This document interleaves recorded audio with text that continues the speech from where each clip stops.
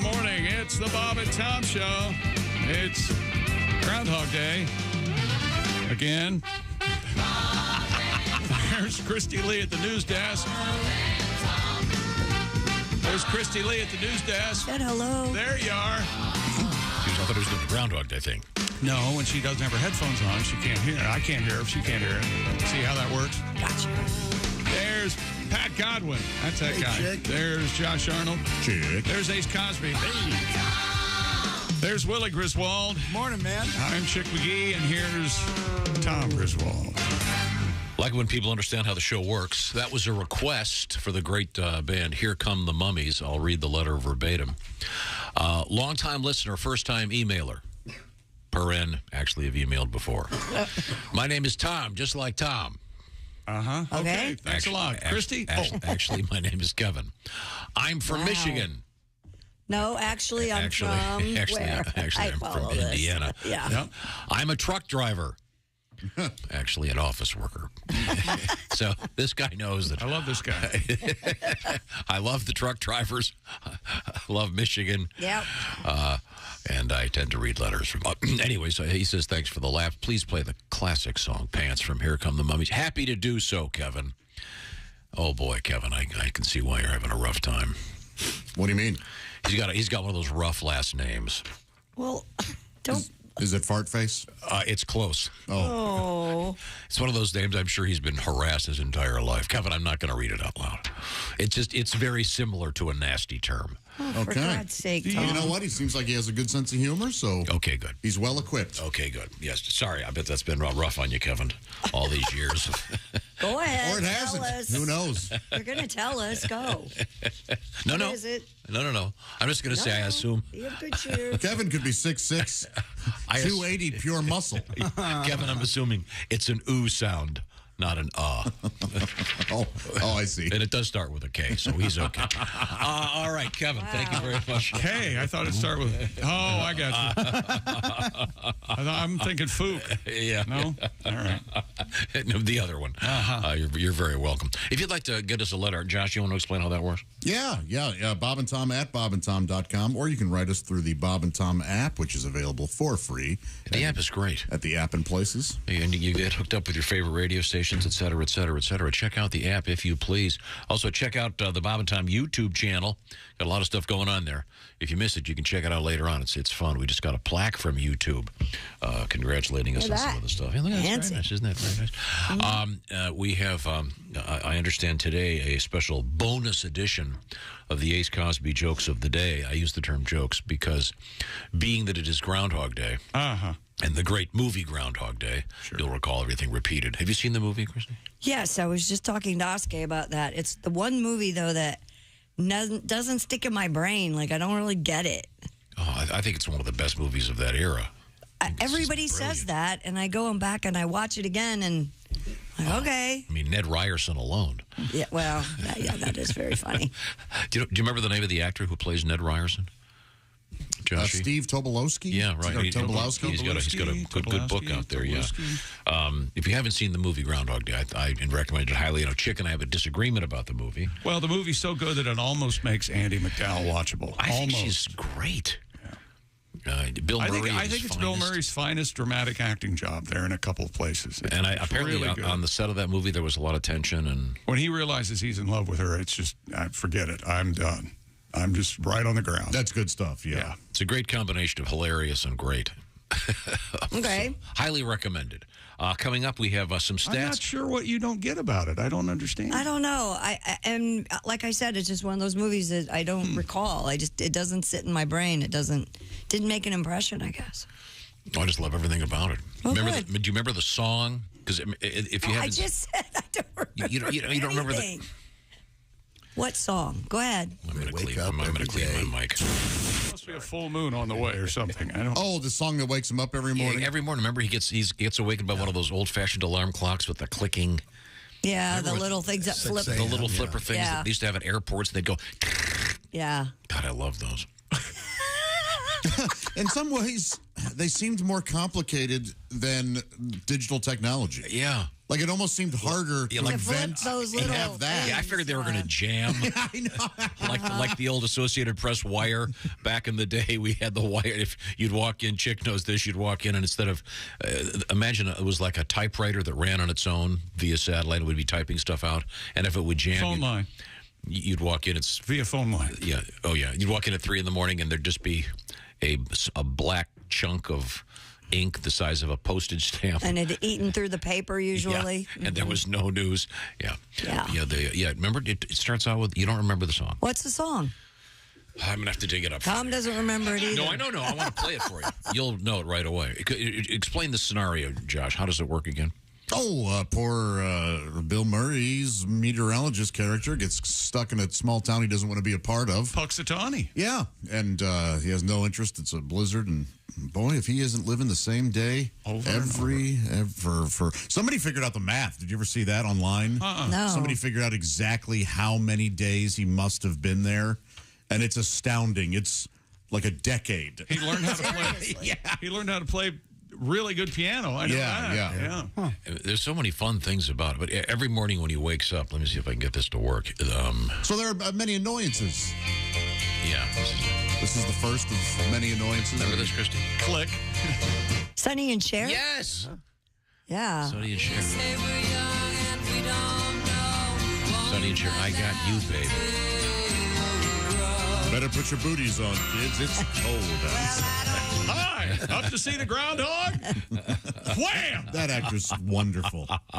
It's really perfectly cast, isn't it? I think there are a couple other Murrays in the. Of course, Brian is one of the officials at the groundhog Sure, I remember consortium that, or whatever. yeah. But I think a couple of the brothers make an appearance or something in there. I think. Very fine actors. Mm-hmm. One of my favorite scenes in Mad Men is one of Bill Murray's brothers. Oh, yeah. Remember the That's guy? Joel, yeah. Yeah, where Joel has a alcoholic issue. And he pees all over himself. You love that, No, which is sad. It's just an amazing, really well done. You know that Sonny and Cher song, "The Beat Goes On"? Yeah. That documentary about, I forget the backup band or some, at the time it was very rare, a female bass player came up with. Oh, Carol Kay. Carol Kay came up, dun, dun, dun, dun.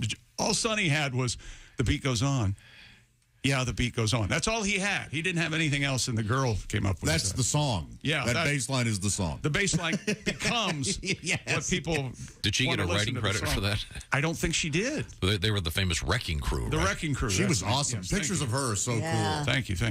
Yes, that's my favorite part of almost all documentaries is when and you realize, oh, Sonny was kind of an idiot. Okay, yeah, I thought so. Well, he's no longer with us. No, he's not. He did make the catch.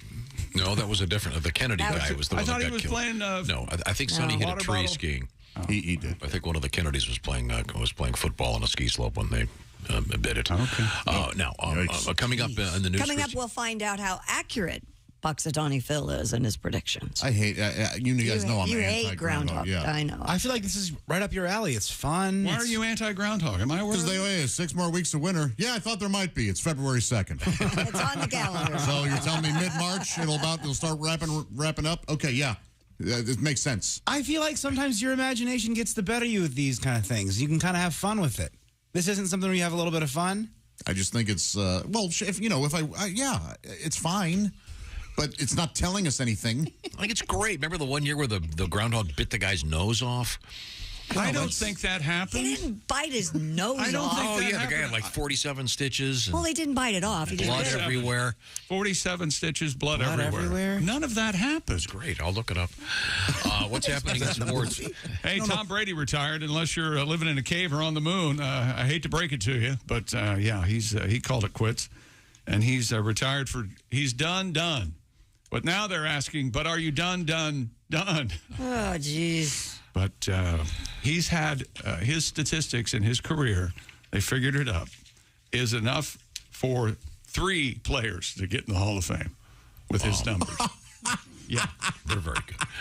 Right now. But when it comes up here in 5 years, there'll be some grizzled, I ain't voting for Tom Brady. And you know why? Yeah. He stiffed me on a lunch bill. Anyway. They're worse than the Rock and Roll Hall of Fame. Almost. Or the Woke Hall of Fame.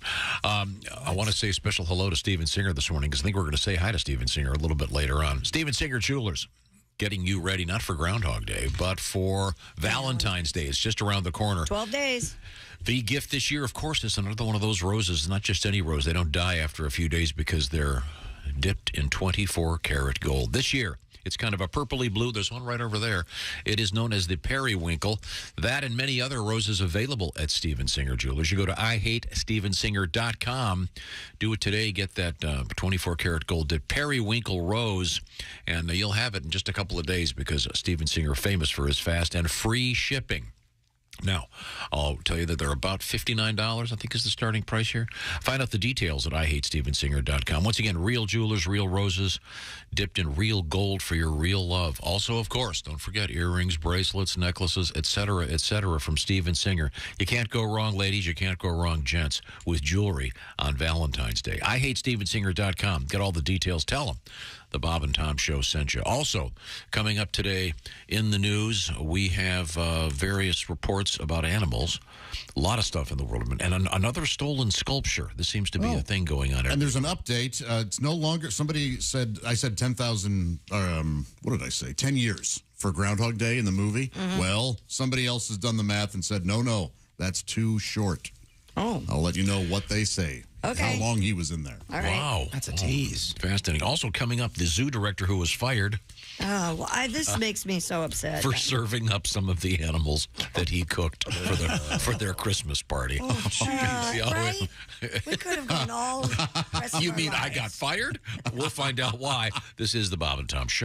Hi, this is Nick Griffin, and you're listening to Bob and Tom 24/7. Morning, I'm Mark Allison. Thanks so much for joining us here on a Thursday morning. It's the Bob and Tom Show. Jess Hooker on the way, Hooker the Cooker from the Bits and Pieces podcast. Also, our West Coast Mountain correspondent Al Jackson will be along this morning, and a special visit from our friend Steven Singer. That's right, the jeweler, going to be zooming his way in, talking about Valentine's Day and all the great offers he has.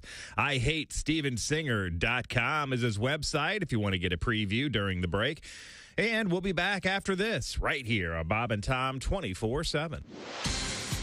Good morning, I'm Mark Allison with a look at things you may have missed on this Thursday morning. The two small monkeys who were found in a vacant house a day after being taken from the Dallas Zoo lost a bit of weight during the ordeal, but showed no signs of injury. That's good.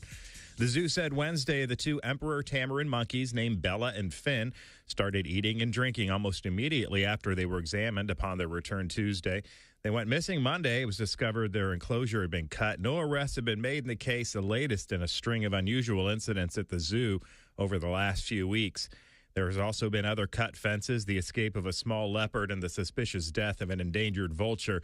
The monkeys, by the way, found in a closet in an abandoned house in Dallas. Tom Brady has announced his retirement. In case you missed it, Brady won a record 7 Super Bowls for New England and Tampa Bay. Most successful quarterback in NFL history and one of the greatest athletes in team sports. It's a fact. He posted the announcement on social media in a brief video lasting just under a minute. He says this time it is for good, his retirement. He briefly retired after the 2021 season, but wound up coming back for one more year. He retires at the age of 45, the owner of numerous passing records, an unprecedented 23-year NFL career, and he's already signed a broadcast contract with the Fox television network. That's a look at things you may have missed. More of the Bob and Tom Show coming up. Things you hear on the Bob and Tom Show. Now, this is exciting. Thank you very much for being here. You're on the Albert Brooks Show. And what is it you do for a living? I do radio, actually. Really? Yeah. You do radio? Yes. That's incredible. So that's exciting. All right, we'll be right back. Come on! You do radio. This is a television show. Nobody cares. Help me out. You go back to your table. You have a life. My career's in the toilet. And then big smiles, welcome back. We were kidding off the air. She's a killer, this one. So you were telling me before that you do radio. Yes. That's exciting. What do you do actually in radio? I do news. You do news? Yes. Really? I'm a news reader. You are a news Yes. reader. I didn't know. That's Yes. great. We'll be right back. Come on! You read the news.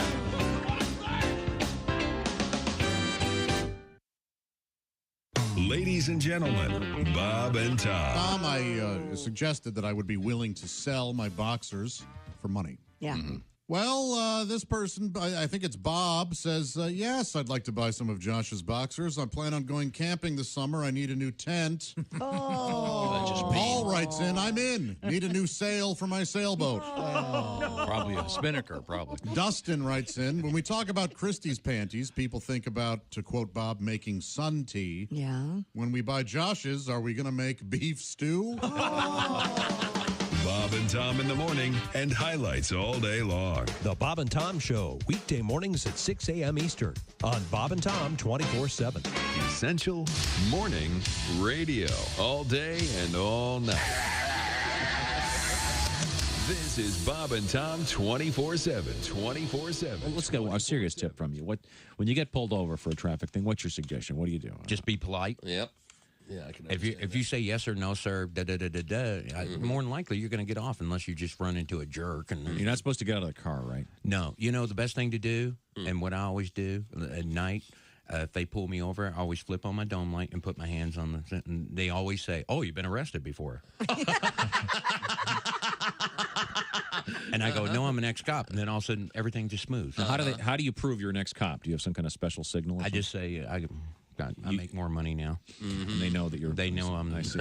Okay, good. I'm so doing that, telling them I'm next cop. You don't ever say you know a cop either. Oh, really? Because then the automatic response is, "Yeah, I know him. I hate him." Well, they must know the same cop we know. Wow.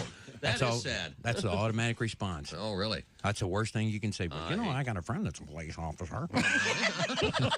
So I have a free pass. Yeah. Right? You can pull me over. I'm assuming I can go on with my life. Hey, I give it the police fund. Does that help if I have the bumper sticker in the car? No. That's the first thing they look for. Yeah. Sorry. Every drug dealer in the world has one of those. Boy, you're a chump. You just paid for our last keg party.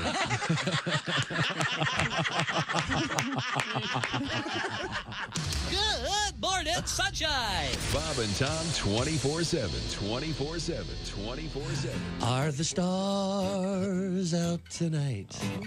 I don't care if it's cloudy or bright, 'cause I'm blind. Jeez.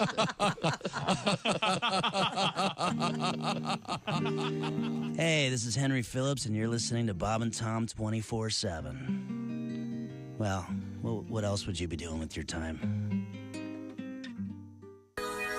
Hey, welcome back to the Bob and Tom Show. Christy Lee at the news desk. Hello. There's Pat Godwin in the performance room. Hey, chick. There's Josh Arnold at the I Hate Steven Singer sidekick chair. Hello. There's Ace Cosby. Howdy. Willie Griswold joins us. Hey, man. I'm Chick McGee, and here's Tom Griswold.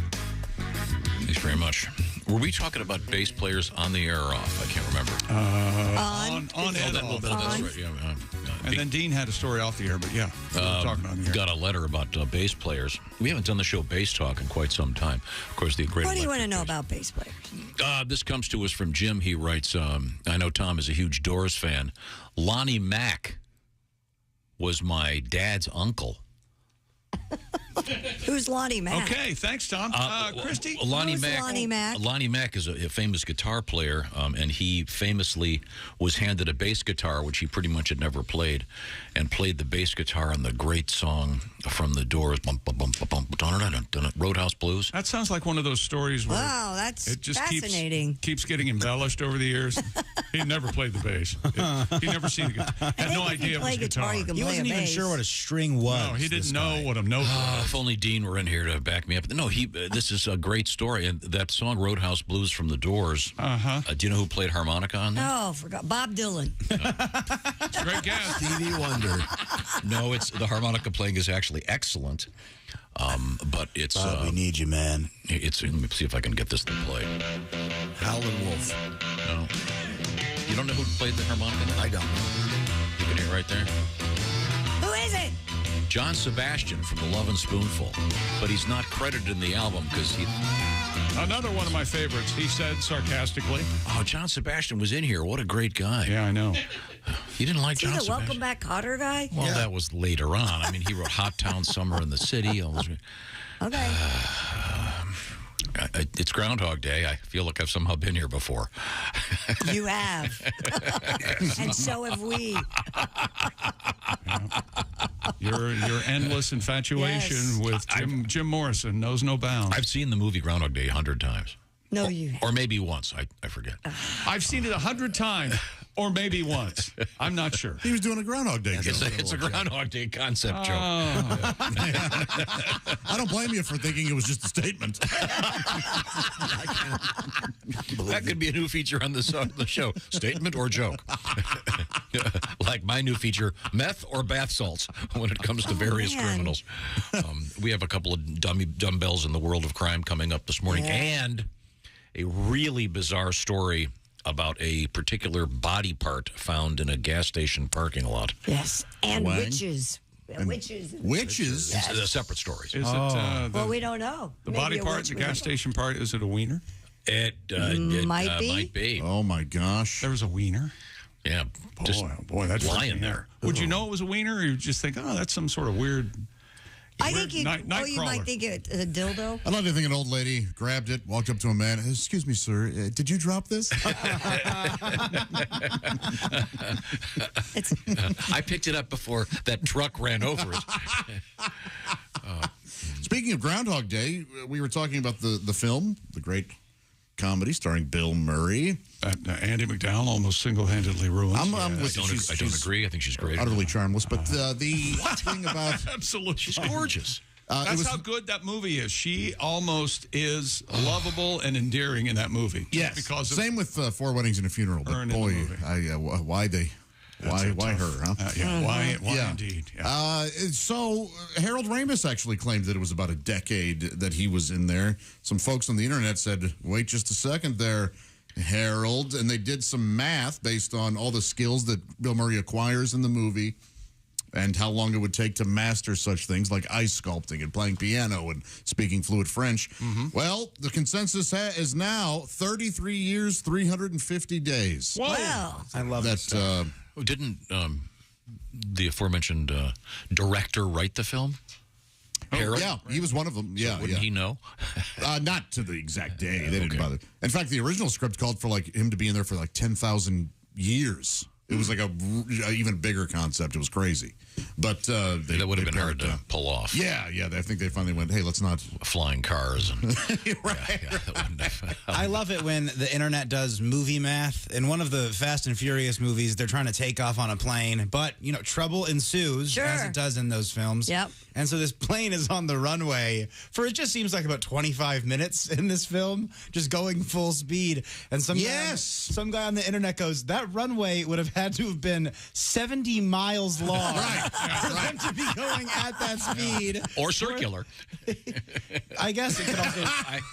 but they don't show them turning. Yeah, But they yes, don't show them turning. You're right. I do love the power of the internet. I think generally the internet is very terrible, but when it comes to very specific little gems and movie information, it can be great. I love stuff like that.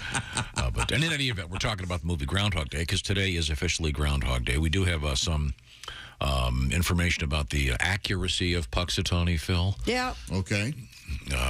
I doubt it. I know many a farmer. Yeah. Plans. They're up next to their radios. Well, honey, Farmer's Almanac and Puxatawny Phil. That's how we do it. That'd be so funny if the Farmer's Almanac had like a little choose your own adventure section. If Phil sees his shadow, go to page 46. Oh, that's the whole other. Yeah.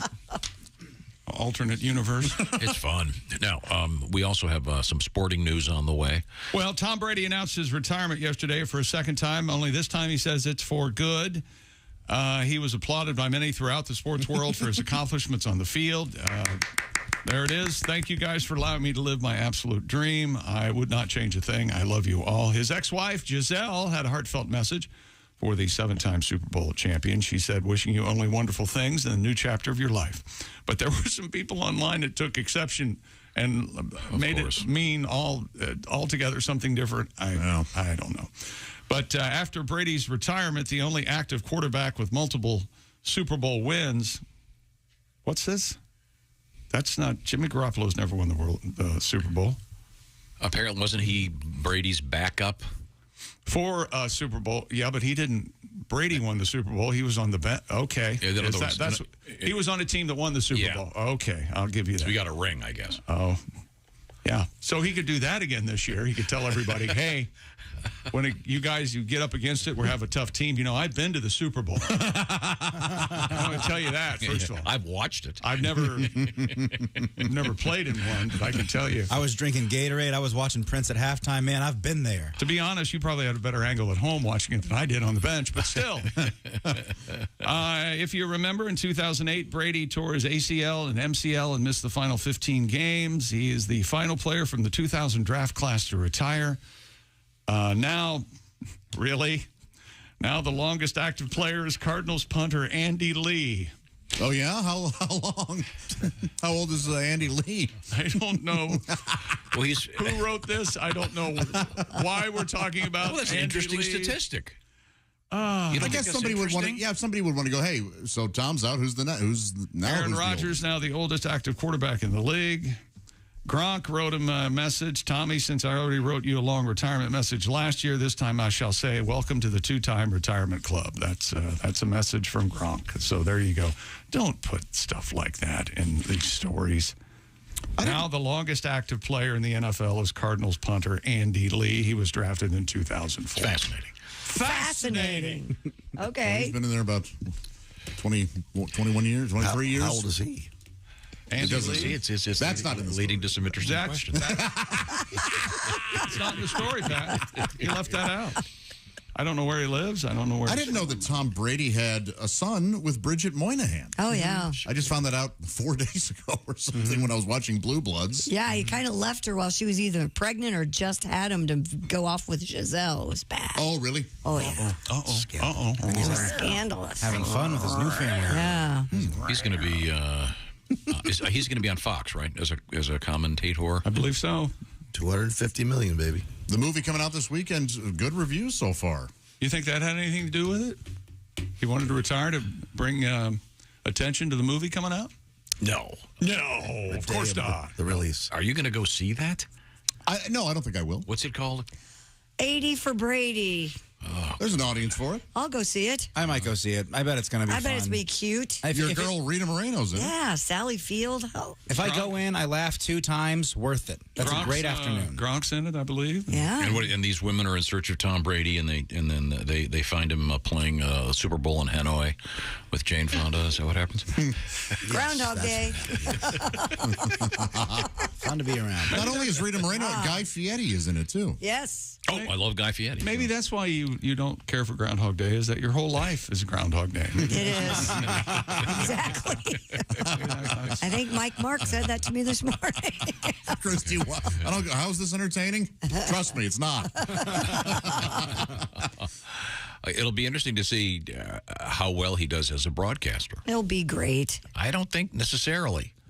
There have been great quarterbacks before who are not good in the broadcast. He'll be like every guy that does it. He'll be shoddy for a while, and then he'll find his footing and be good.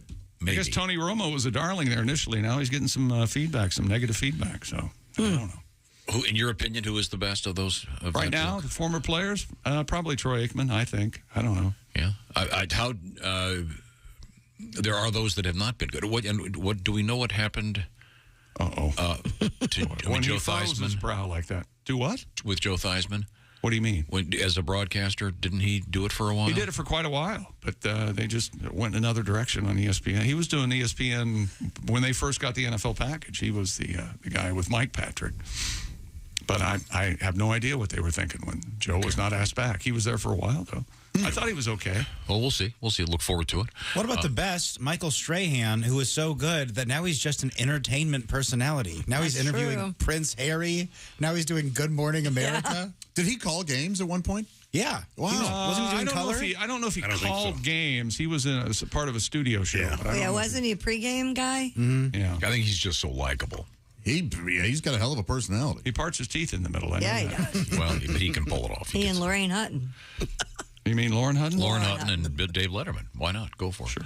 I mean, Drew Brees kind of came and went as a commentator. But he's didn't Drew buy a pickleball league? Was that Drew Brees? Am I mixing up? I think could be. No kidding. Yeah. There's money. It seems to be money in that now. Isn't ESPN going to show over 200 plus games? Yeah. Is that right? Something like that. One of their channels. I hear more people talk about pickleball than anything. Well, there's I don't know anything. Particular demographic. I know, right?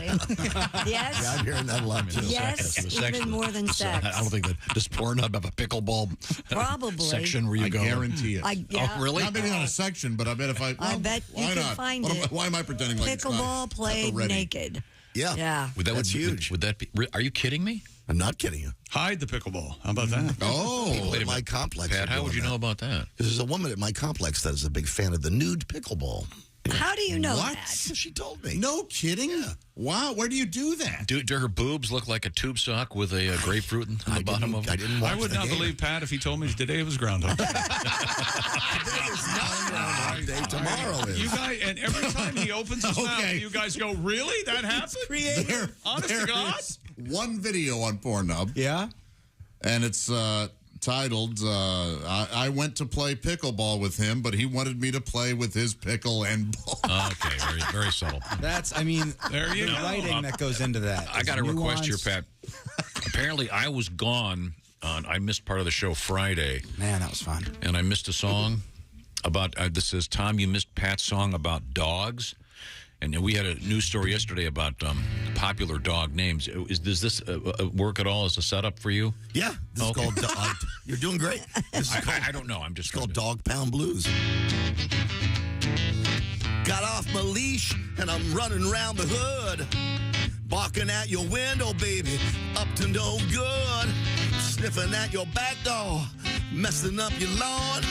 Slipped out of my collar, no one knows that I'm gone. They caught me on the corner, that's what dog catchers do. I got those dog pound blues. Oh, you know I ain't no corgi. I'm not a poodle or a pug. I'm not a Shar-Pei baby with a wrinkly mug. I'm a wolfhound and a shepherd. A little bit of this and that. I'm a notorious DOG. Where my bitches at? I've got nowhere to play. All I do is snooze. I got those dog pound blues. Come on, sing it for me one time.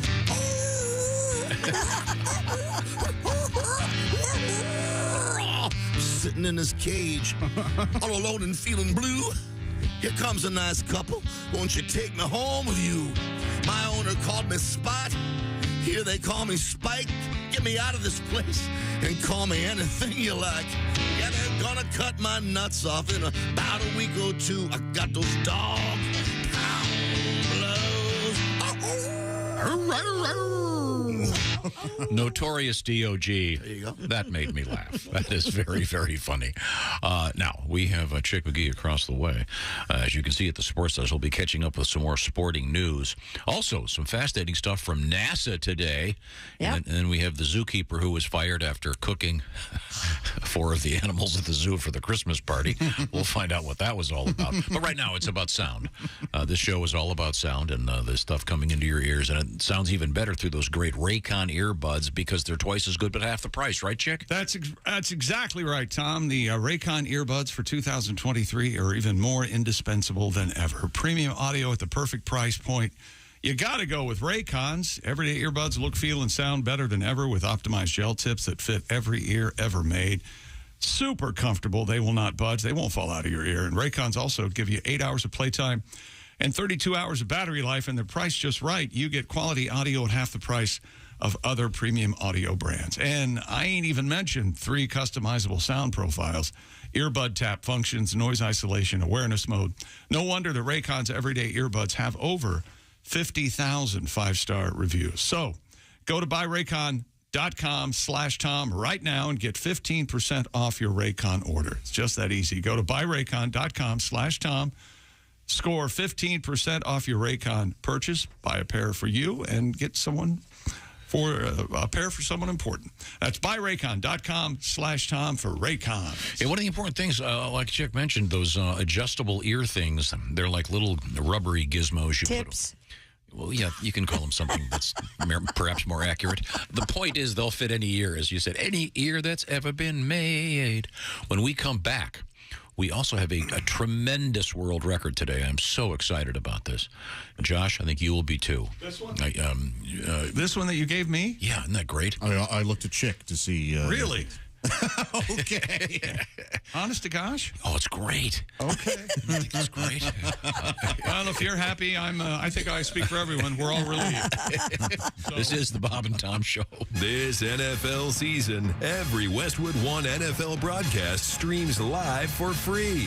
Listen in the NFL app, on WestwoodOneSports.com, via Westwood One station streams, or by asking Alexa to open Westwood One Sports. If it's the NFL, it's on Westwood One. This is the Bob and Tom Show.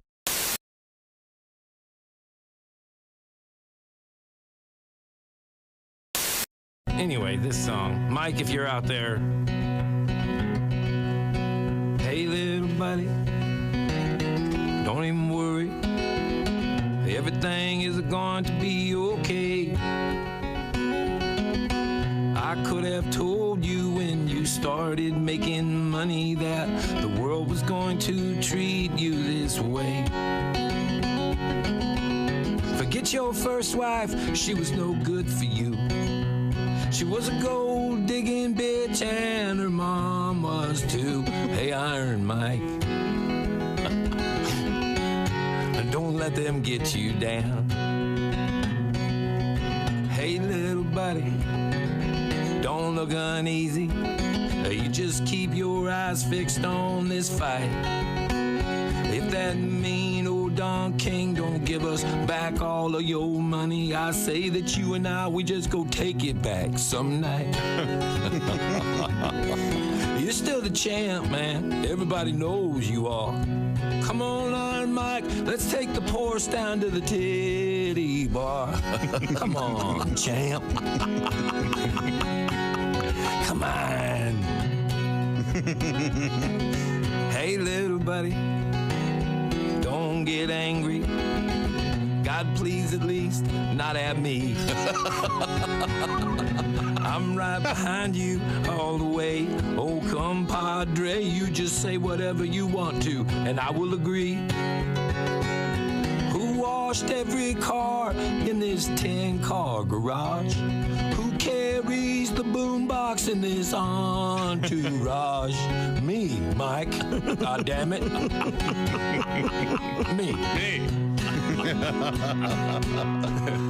Oh, God.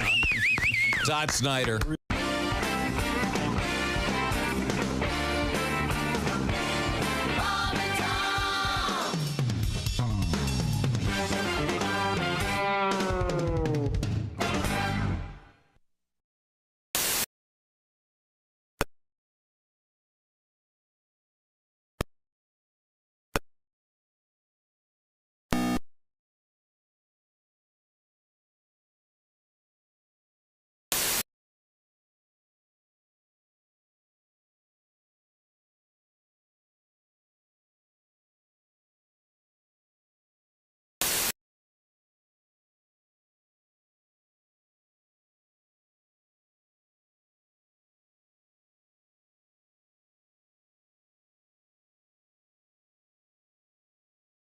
And we'll find out together as we roll through this Thursday on Bob and Tom 24/7.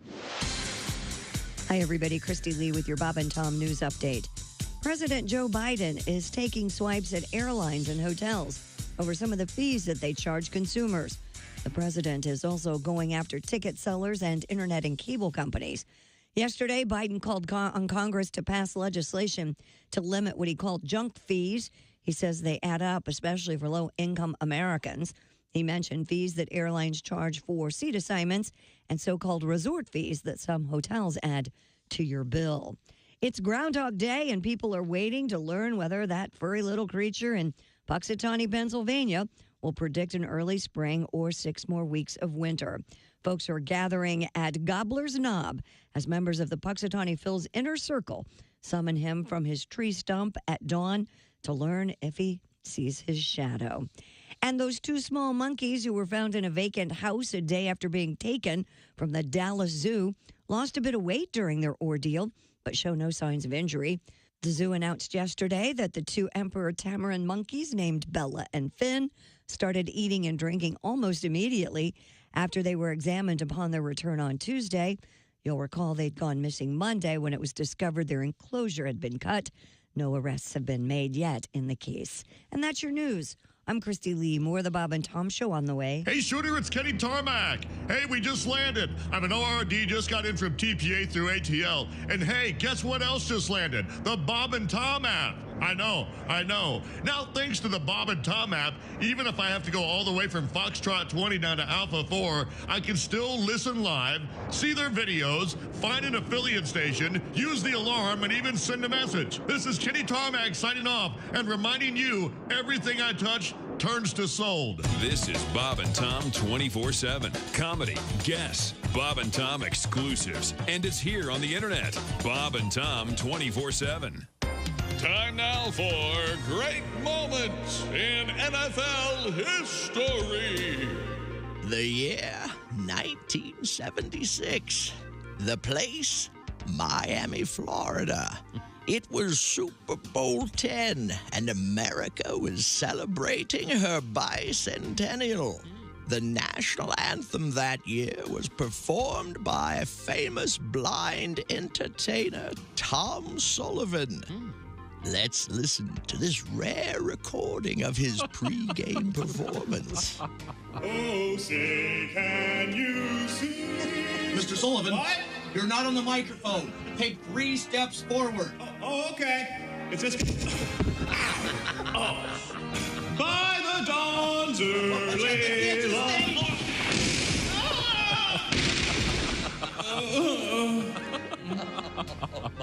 While organizers were applauded for their support of people with disabilities, fans and critics alike agreed that a stage 12 feet off the ground was a particularly bad idea. A little help now. This has been great moments in NFL history. Hi, fellas. This is Floyd Tucker, the over-the-road trucker. You're listening to Bob and Tom 24/7, of course. You know you're too high when you're eating cereal naked and your girlfriend tells you to put some clothes on. You realize it's not your girlfriend. It's just a woman on a bus. So that's how you know you're too high. Bob and Tom 24/7.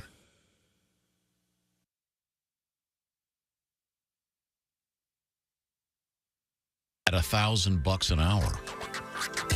Hey, welcome back to the Bob and Tom Show. Christy Lee at the news desk.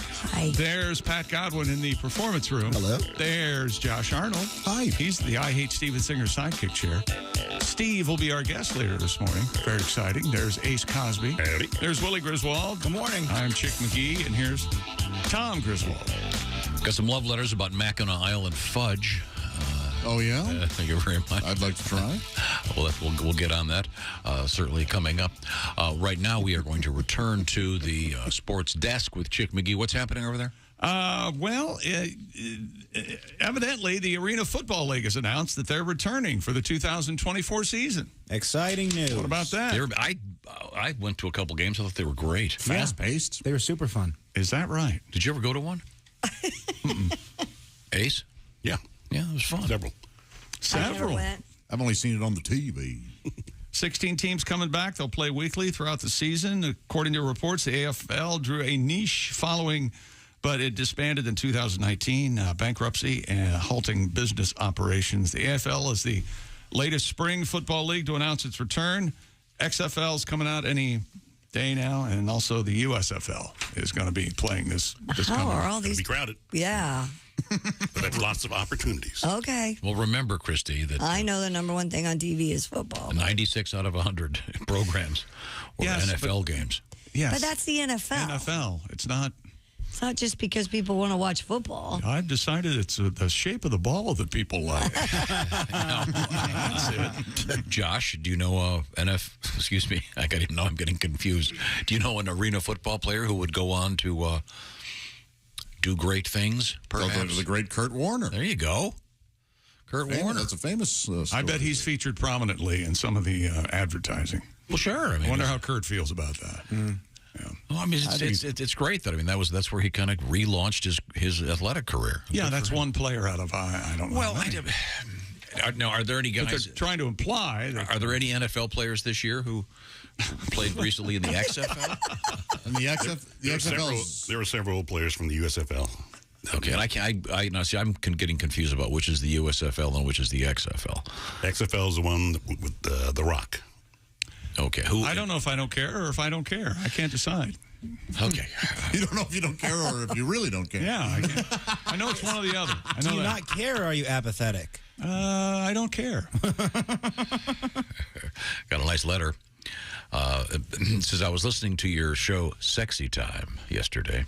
You got talking about Oregon and New Jersey not pumping their own gas. Mm-hmm. I'm a lifelong Oregonian. The other day at my local Chevron, a gentleman with Colorado plates got out of his car to pump his gas. Like a SWAT team who had just found a bank robber, all 3 gas station attendants and 2 people working inside the store came running out and reprimanded the guy as if he'd lit the place on fire. Man. Jeez. I'd be tempted to after that.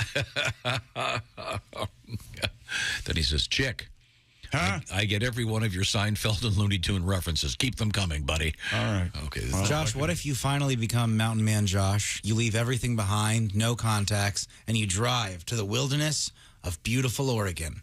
And as soon as you try to fill up your tank, then you can go to your mountain home and never talk to anybody ever again. Some punk tries to fill your tank up. Well, there will be a tirade about Something about control. the government Absolutely. getting in my gas tank. Yep. Ruby Ridge. I'll talk about all of it. It's really, I don't know what you do. I've had it happen once. I was in Oregon for a comedy show, and you pull up, you leave your credit card on the seat, and you get out and go. They recommend you go inside the convenience store. I guess that's the thinking. You spend more inside at the store and I don't know. this, that, and the other. But yeah, and it impressed me that it seemed like a roaming gang of toughs at the at the gas pump. They're just all standing around waiting for somebody to pull up so they can pump their gas. You mean they're not wearing white shirts, white pants? No. They've got service station garb on with their name on their breast, but it's very unnerving. It seems to be. It'd be like having in New York and Oregon, you can only use dial phones. I don't get it. Yeah, there must be a reason. I don't know. Mr. Speaker. I'm sure. I would imagine the reason involves someone getting a lot of money. There's something happening. Someone is being passed cash. I'm just saying. You know, we were talking about NFL quarterbacks going into the broadcast booth because from all reports, we're assuming that that's what Tom Brady's going to be doing, working for Fox. There's already a contract signed, I guess. But there's a list of quarterbacks who've gone into the broadcast booth, some successful, some not. Troy Aikman is listed here. Joe Namath, I don't remember him. I remember him filling in on Monday Night Football a couple of times, but I think that was kind of it.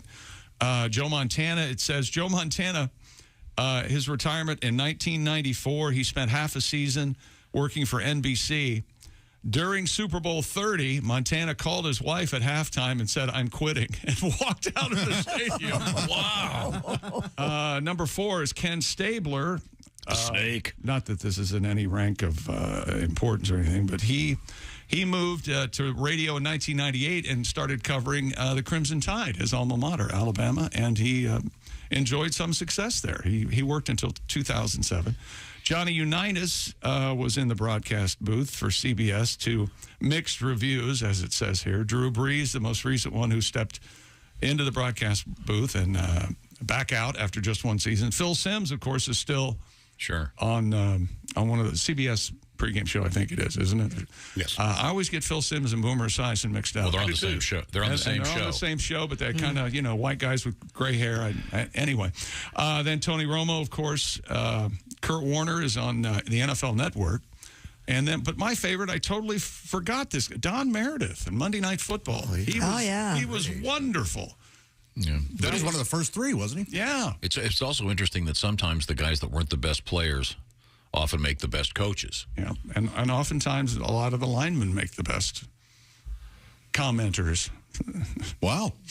I was told by a guy that actually knows what he's talking about, because I don't, that often the guys on the offensive line are some of the brightest guys on a football team. Particularly the center. They have to know what they're doing, and they're typically very bright. Monday Night Football, first game, I'm not sure, 1970, I think, 69, 70, along in there. It was Don Meredith, Howard Cosell, and Keith Jackson on the play-by-play. It was not Frank Gifford trying to do play-by-play. It was actually Keith Jackson, someone who knew his way around the play-by-play. Keith Jackson? We have a tribute to Keith I could probably dig up if you'd like. For some reason, Frank Gifford... Dean's having a heart attack. He's a horse. See, that's enough. That's fine. But more sports. I was thinking of digging up one of our Dick Vitale tributes, because obviously men's college basketball is starting to get very interesting. Yeah, I heard him call in Texas, Tennessee. It was good to hear him again. Dickie V, and he's apparently cancer-free. Am I getting that right now? He's doing great. So you go, Dick Vitale. Coming up in sports, an amazing world record. Evidently, great world record. What you're saying? Amazing, amazing. According to Tom approved world record. Okay, yeah. Josh, I think you're going to really like it. All right. Okay, we'll see. I don't want to put an idea in your head. Eyes wide open. Okay, good. I certainly appreciate it. You're saying that Josh is going to like this world record. Oh, boy. Boy, are you going to be mad. Okay. They're big. It may or may not have to do with food stuff. Also coming up, we have the zookeeper who was fired for eating 4 of the zoo's animals and serving them at the Christmas party. Oh, my goodness. We'll find out what that's Waste all not, about. want not. This is the Bob and Tom Show. Text us at 888-262-8661. More Bob and Tom next. State law.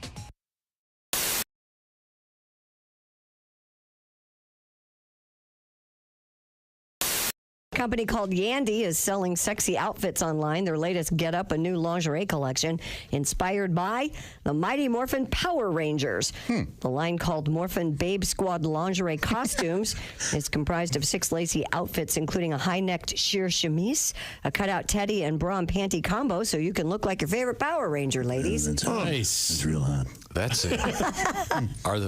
Were there lady Morphin Power Rangers? Well, yeah. Yes. The Pink Ranger? Yes. Oh, sorry, Yeah. I could never sit Was through the Yellow Ranger girl? I don't know. It was a combination of terrible storytelling and That's awful like 20 years animation. ago. That Red, blue, and green. Yeah, it was in the 90s. See, that's the thing. So this is for when he was a kid, he really liked it, and now he gets some... Josh? Oh, you think he imprinted on Power Rangers? I was too old for Power Rangers. Now he gets 25-year-old Marcy to pop on the Morphin Power Ranger panties. That seems More than panties, it's a whole costume, honey. Yeah. Man. Christy, have you ever worn a costume for a guy in the bedroom? Yes or no? That's a yes. I see French maid. Oh, my God. French maid. What do we think she wore, huh? Well, I've got an idea, but I can't say it on the radio. Oh. That'd be a very... No, I don't think you know. There's no way. Give us a hint. No. merit badge. A little hint. Come on. Girl Scout? No. Girl Scout? No. All of you are wrong. Okay. Schoolgirl. Nope. Cheerleader. Transformer. I nailed it. I've got it. Transformer. No, I was never a I guess transformer. that'd be kind of a... That'd be creepy. A transformer. She came in and looked like a Buick. She went out like Coming in hot. Looked like a big Buick LeSabre.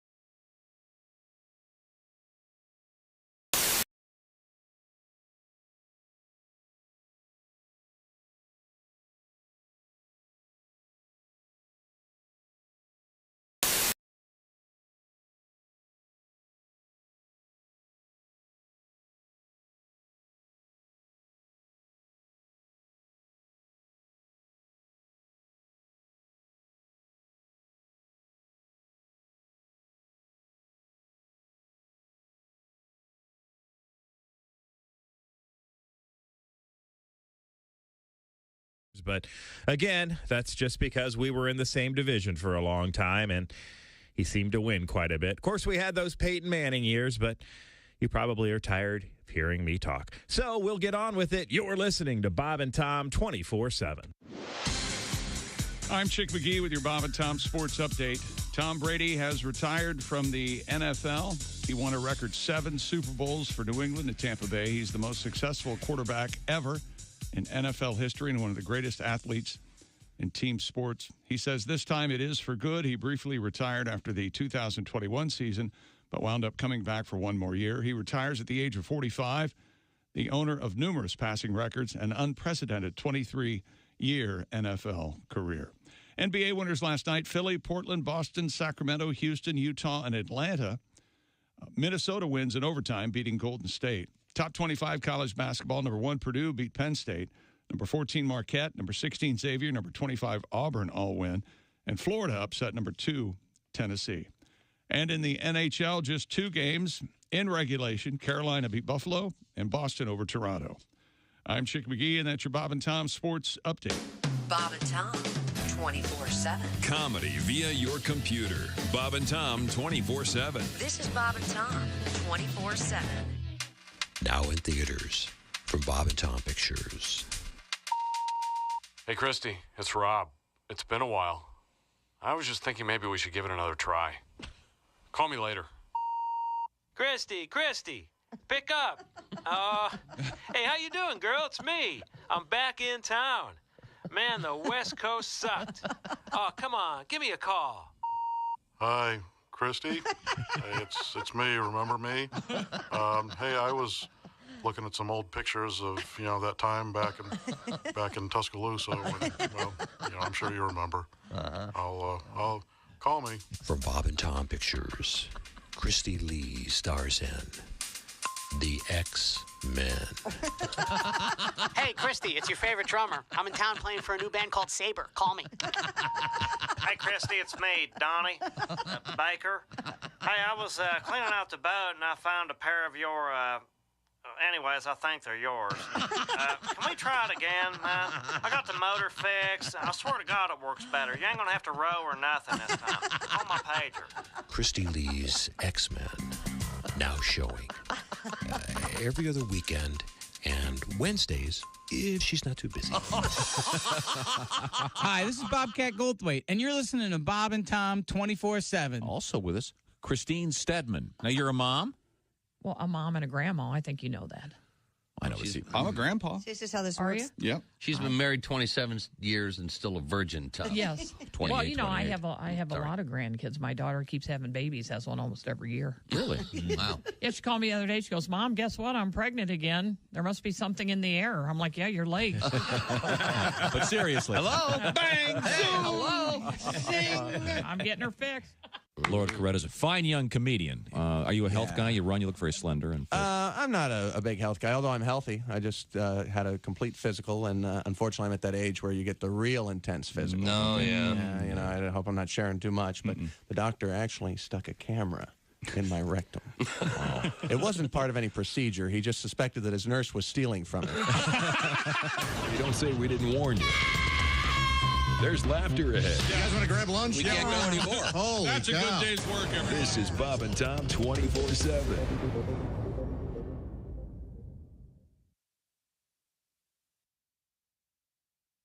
Doing good. Hey, welcome back to the Bob and Tom Show. Struggling by himself. Did Christy you hear Lee that? at the news desk. Yeah. We're all here to help you. Okay. You can do the next one. Officially, All right. officially my least favorite regional music, whatever this is. I love a lot of it, but this is... There's Pat Godwin. Oh, he turns it up. All right. There's Josh Arnold. That kind of kicks in here. There's Ace Cosby. Chick's not wrong. This needs to be removed. Yeah, this is not good. There's Willie Griswold. It's so distracting. I'm Chick McGee. I can make you feel better. Okay. You know what? If you can make me feel better today, I will give you $100. Wow. No, I think you're going to. I bet I can play something that will irritate you more than that. Well, how? That's crazy. His brain is broken. So he said he was going to make you happy, feel better today. And then I said, yeah, okay, prove it. And then he switches it up. Yeah, on me. that's like saying you want some chocolate? Great, here's some nails. Yeah. Enjoy. Exactly. We were talking about Mr. Tom Brady, the so-called GOAT. I can't stand that. Greatest You don't have to say it. No, he's certainly a brilliant athlete. Retiring, but that led us to apparently he's going to become a sports announcer. And Chick had a nice, interesting list of some of the great players who did not do so well as sports announcers. Yes. And then you talked about Monday Night Football and how that first season Keith Jackson was part of it. And Jesus Christ. I thought perhaps just play a little bit snippet of our special Keith Jackson tribute, the great sports announcer Keith Jackson. And ladies and gentlemen, Where's my headphone volume? Here it is. The Keith Jackson Blues.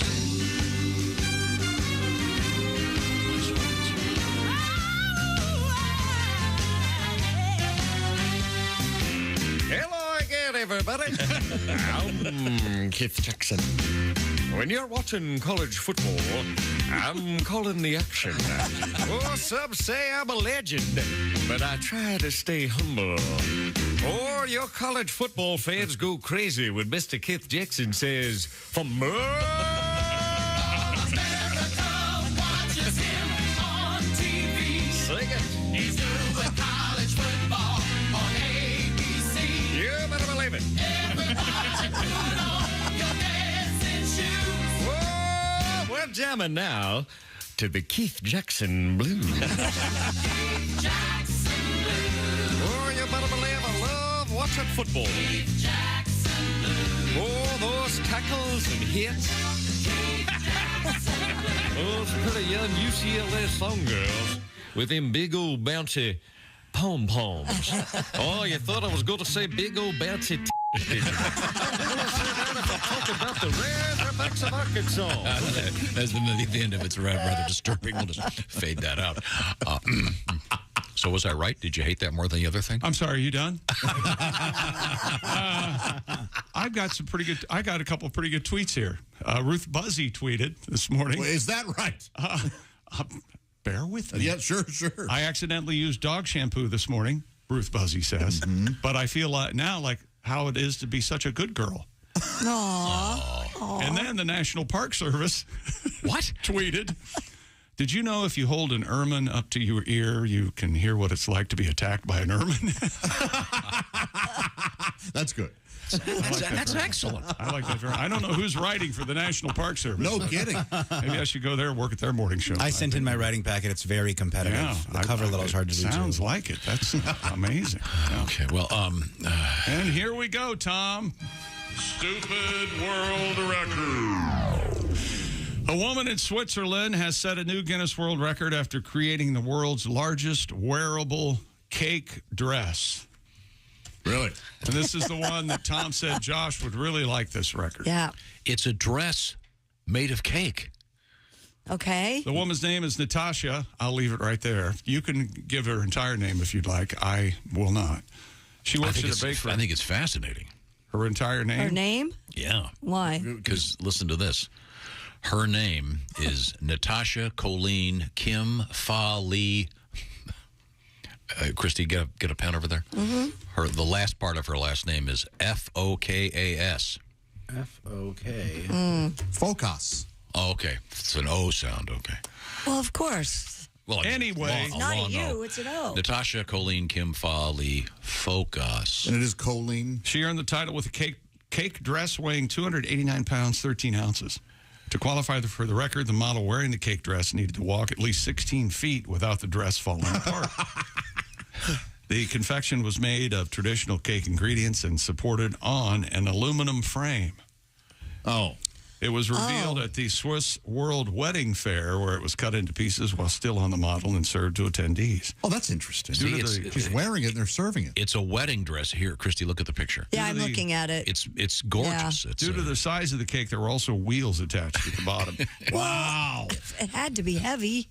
Is it like one of the cakes Here, our cake lady makes where it's 99% fondant? Yes. Almost entirely inedible? It looks like it's fondant. Yeah, a lot of fondant. Yeah. No. And your But opinion are definitely tiers of cake. I mean, that is bizarre. But I mean, can you imagine you go to a wedding and the bride is wearing the cake?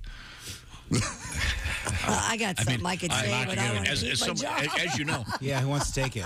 As you know, I am licensed to be the officiant, as they call it, at a wedding. I've done a couple of them, as you know. Who in their right mind would ask you to do that? No offense. It was fun. I did a nice job, I think. They're legally married as far as I know. I think I may have lost the paperwork. But the point is, at one point, there's a couple of things you actually have to do. There's a couple of legal things that have to be stated during the ceremony. I would think. Really? But yeah, and there's a lot of wiggle room. But I did say I now pronounce you husband and wife. And in this case, obviously, she's wearing the cake. So it would be, I now pronounce you husband and wife. You may now eat the bride. Which is okay. The only time you really want to say that. Right.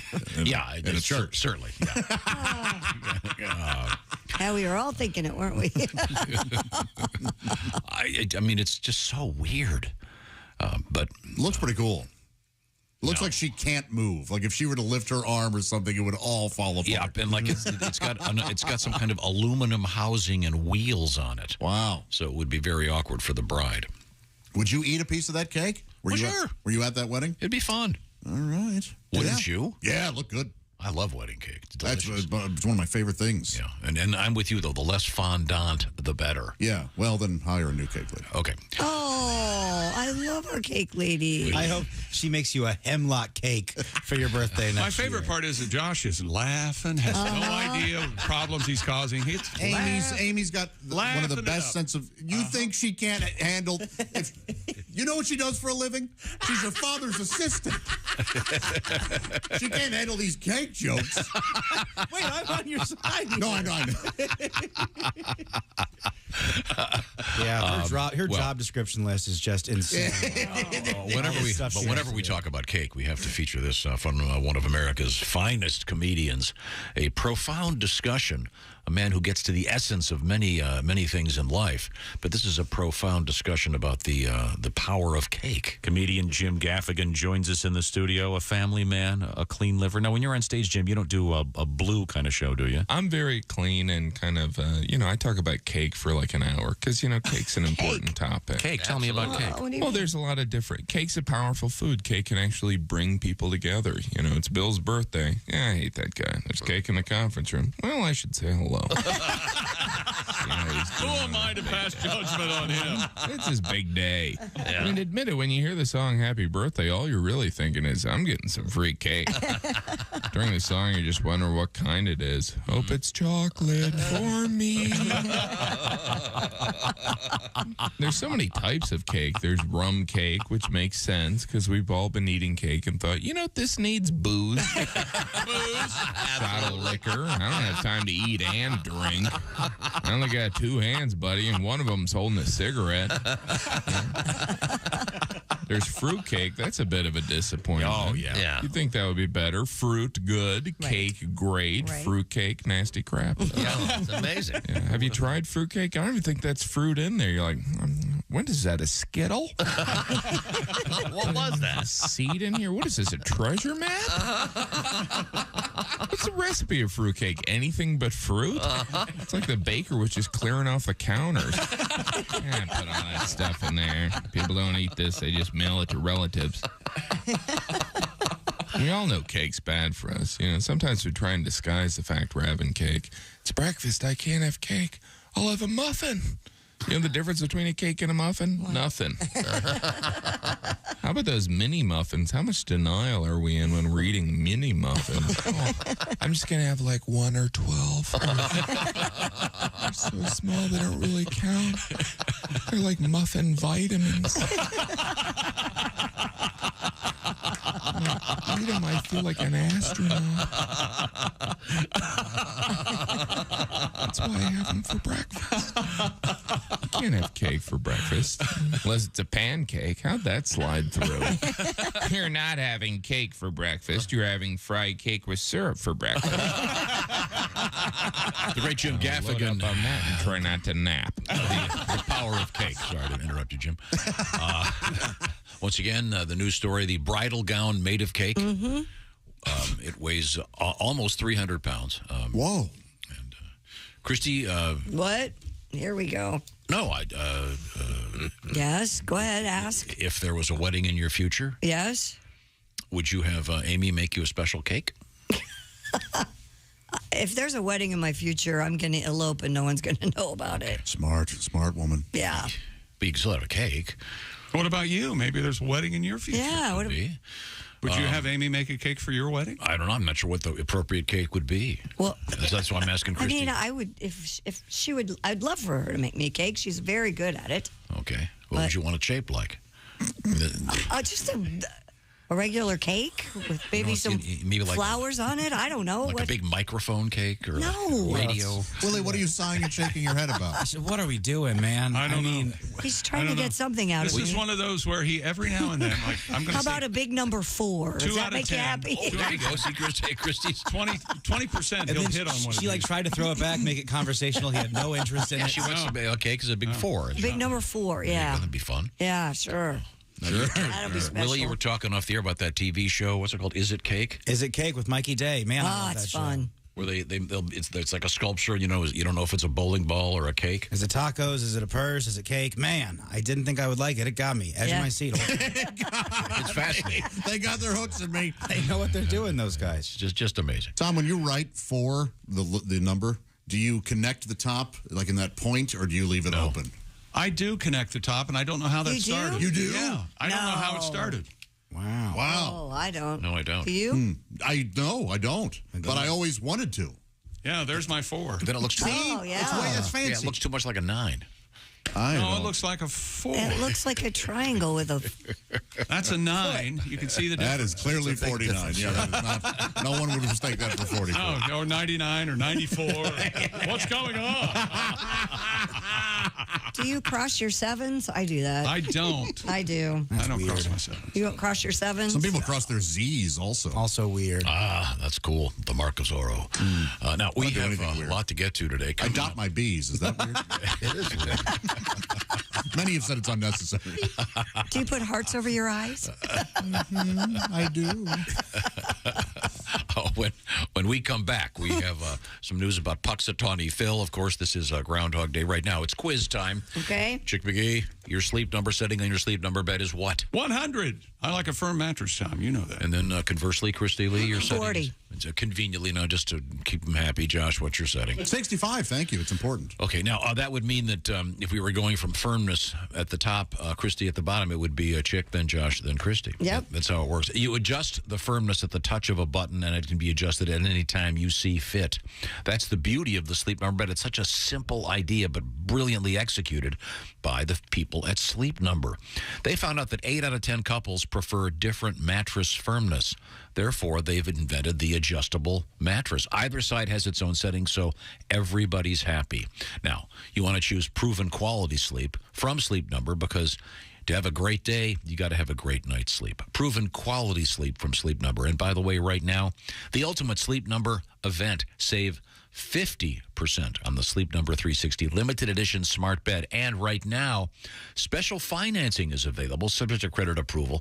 Minimum monthly payments are required. Get all the details at sleepnumber.com/BT show. That's sleepnumber.com/BT show. And you can find the nearest Sleep Number store where you can get the great Sleep Number beds. They've got a lot of different beds that do some great stuff to help you get that great quality sleep. I know I love my Sleep Number bed. Coming up, we have some interesting news from NASA, and we have the zookeeper that got fired for serving some of the animals at the Christmas party this year. This is the Bob and Tom Show. Bob and Tom 24/7. Hey, you got the Bob and Tom Show app on your phone? Do you know someone who might like the Bob and Tom Show app? Well, you should tell them it's free and available in the iTunes or Google Play Store, depending on their mobile device. Once they get the Bob and Tom Show app on their phone, again, super simple to download. You can listen to your local station. Listen to us here on Bob and Tom 24/7. Even set an alarm that'll wake you up with the show. Imagine that. Josh Arnold, the first voice you hear in the morning. There in the Steven Singer sidekick chair, and we'll be talking directly with that man. Steven Singer coming up this morning. He'll be zooming his way in. Check out his website. IHateStevenSinger.com. We love him around here, but other jewelers hate him. because Steven Singer has the lowest prices available. Never a sale. They're just always low. That's the best part. And Steven Singer's going to be along. Tell us about his wonderful Valentine's Day opportunities coming up for you and your sweetie. And you can check it out again. IHateStevenSinger.com on the way on a Thursday right here on Bob and Tom 24/7.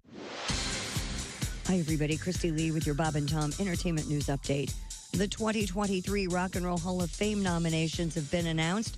Among them, Sheryl Crow, Missy Elliott, Joy Division, New Order, Cyndi Lauper, George Michael, Willie Nelson, The White Stripes, Warren Zevon, Kate Bush, A Tribe Called Quest, Iron Maiden, Soundgarden, The Spinners, and Rage Against the Machine. The inductees will be announced in May with the inductions in the fall. You can vote on your favorite rock and roll nominee at the Rock and Roll Hall of Fame website. Ozzy Osbourne has announced his touring days are over, but he is going to try to figure out a way to perform without going on the road. Osbourne canceled his European tour due to difficult travel, blaming it on a spinal accident 4 years ago. Ozzy is 74. And the makers of the 1980 film Airplane have written a book on the inside story of making that movie. The book, Surely You Can't Be Serious, will focus on the memories of the writing and directing team of David Zucker, Jim Abrams, and Jerry Zucker. They'll discuss things like how they got Peter Graves to play his first comedy role and details on that jive talk scene.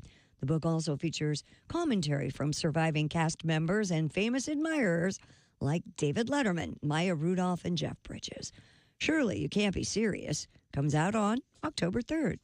And that's your news. I'm Christy Lee. More of the Bob and Tom Show on the way. Things you hear on the Bob and Tom Show.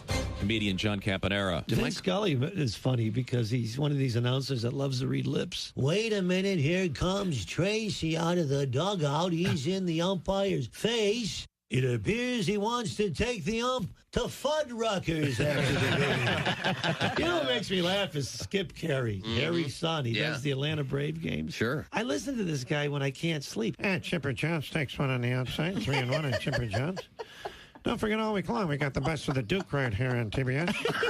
John Wayne right here on TBS.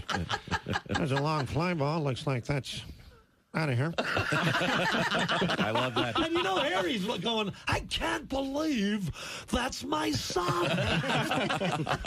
You know, Harry would get excited over the dumbest stuff. Hey! Check out the kid in the sombrero.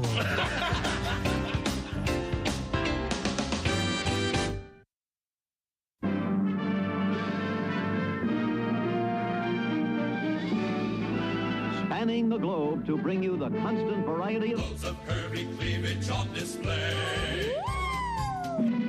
the thrill of victory and the agony of defeat. Don't touch those. Sorry. The human drama of Loads of curvy cleavage on display. This is The Bob and Tom Show. No shoes, no shirt, no talent. Frigamall Broadcasting presents another Bob and Tom Olympic moment in history. The year was 1912. The place, Hocker on Rhine, Germany. After several complaints about unsanitary conditions from competitors in a sledding event, it was determined that some of the participants were unaware of the precise nature of a particular event. Once the officials removed all the phlegm balls from the course and explained that the name of the event was pronounced luge and not loogie, the competition continued without any further problems. Ironically, the eventual winner of the luge event was an Austrian named Karl Boogermeister.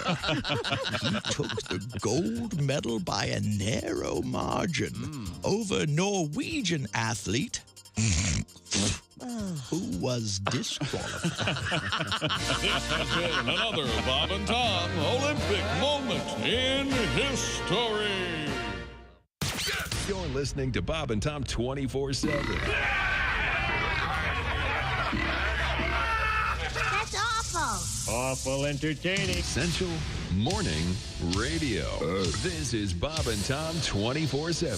24/7. 24/7. Hey, everybody, this is Jimmy Pardo. You recognize my voice from the show and my face from television. You are listening to Bob and Tom 24/7. Hey, welcome back to the Bob and Tom Show. At the news desk, it's Christy Lee. Hi. In the performance room, it's Pat Godwin. Hello, chick. There's Josh Arnold. Chick. Evidently going to put up some wallpaper later. He's got some wallpaper paste here. Yeah. It's oatmeal, but boy, does it. Yep. Yeah. It will do the trick. Yep. There's Ace Cosby. Hey. There's Willie Griswold. Hey, man. I'm Chick McGee, and here's Tom Griswold. Possible topic. Foods that you could not eat as a child that now you now love. Oh. Cheese. I could not get a spoonful of oatmeal down to save my life. Really? Were you a cream of wheat guy? I did like cream of I wheat did primarily too. because cream of wheat was a vehicle to toss tons and tons of brown sugar on. And the cream of wheat acted like a tasteless paste that was just supporting the delicious brown sugar. But coming up, we have some fascinating news about, among other things, a human body part found at a gas station. Yikes. In the parking lot. Plus, we have the zookeeper who had to be fired for eating 4 of the animals. We'll get to that in a second. Hello, Bob and Tom Show. Let's do it. Hi, Bob and Tom. It's Dr. Phil. Hey. Have you read my books? No. Have you seen my tapes? I would never. I've got books on tapes and tapes about books and some books bound by tape. Okay, today, I believe you guys have been talking about me. Is that true? I believe I heard Chick McGee say the GOAT has decided to hang him up. Is that true? Well, that's referencing Tom Brady's Brady. retirement. Oh, okay. I mean, sure, okay. Tom Brady's been called to go, too, but you see an old Texas cowboy who's provided 21 years of folksy wisdom. I mean, hey, just because you can let it fly doesn't mean you don't need landing gear, okay? Okay. What? You see where I'm going with this? Not at all. I mean, hey, just because you bake some strawberry seeds doesn't mean you'll end up with fruitcake. Right. Monkey see, monkey do. Hey, Tom Brady, it ain't about you. I just wrote a book about people who retire and come back and retire and come back. Have you read the book? No, what's it called? Have you seen the tape? I would never watch it. It's my latest book. It's also my greatest book. The best part is there's no end. It's called Dr. Refill. Scoot over, Tom Brady. There's enough room for 2 goats walking through this gate. Hang on, Bob and Tom. Giselle, honey, wake up. And notice if you reach under the covers, you might just find a pop-up book. Doc. Here we go. I briefly mentioned this yesterday, but Dr. Phil is ending his show after 21 years. It will stop sometime this spring. No date was given, actually, for the final show. He's not going to run for Senate, is he? Who knows? Dr. Phil says he wants to focus on primetime programming, Tom, and is planning on an unspecified project for early next year. While new Dr. Phil episodes won't be made, the show won't disappear from TV, you can imagine. CBS Media Ventures, which syndicates this program, said it will offer stations a package of reruns with occasional new wraparound content for future seasons. Thanks for all you do, Doc. I was enjoying a program, and I can't forget what it was, but it said produced by Philip McGraw, and it was Dr. Phil, and I forget what it was. I got to look that up. It's driving me crazy. He's got more money than God. I know that. He's got a boat you could land a plane on. Cool. I want to go on Dr. Phil's boat. I hope that his boat has a big mustache on the front of it. I think that'd be fun. It has. Maybe he'll show up on Dancing with the Stars. Maybe. I doubt. I don't think he needs the money. No. Maybe he loves to hoof. Yeah. Oh, that's right. Bull on CBS. I like Bull. That guy's charming as hell. Yeah, it's a story about he's a jury consultant. Oh, yeah. Right. Yeah, evidently Dr. McGraw had something to do with that. So there you go. Okay, very good, very good. Now, are we going to return to the sports page, or have we? We're finished. All done, all through. Okay. This is what you farted for. Wherever you go, whatever you do, always be a good sport. Christy? Well, it's Groundhog Day. A recent analysis has determined that Puxatawny Phil's Groundhog Day prognostications are accurate less than 40% of the time. Oh, my goodness. The Groundhog Club's records state that Puxatawny Phil has predicted 107 forecasts of more winter and 20 early springs since the groundhog was first tasked with predicting the upcoming spring weather way back in 1887, when there were just 9 years without any records. Data from StormFacts Almanac shows Phil's predictions have been correct about 39% of the time. Tim Roche, a meteorologist at Weather Underground, said the groundhog's accuracy has been poorer in recent decades. From 1969 on, Phil's overall accuracy rate drops to about 30%. You really want to make a weather pun about one of the most notorious terrorist groups? Oh, you mean the Weather Underground? Yeah. You don't have to be a weatherman to know which way the wind blows, Tom. Wow. But why doesn't he just come out and say there's going to be 6 more weeks of winter, to Josh's point, because it's February 2nd? Yeah. But apparently he doesn't do that. Apparently he's wrong a lot. Yeah. So how does it work again if he sees his shadow?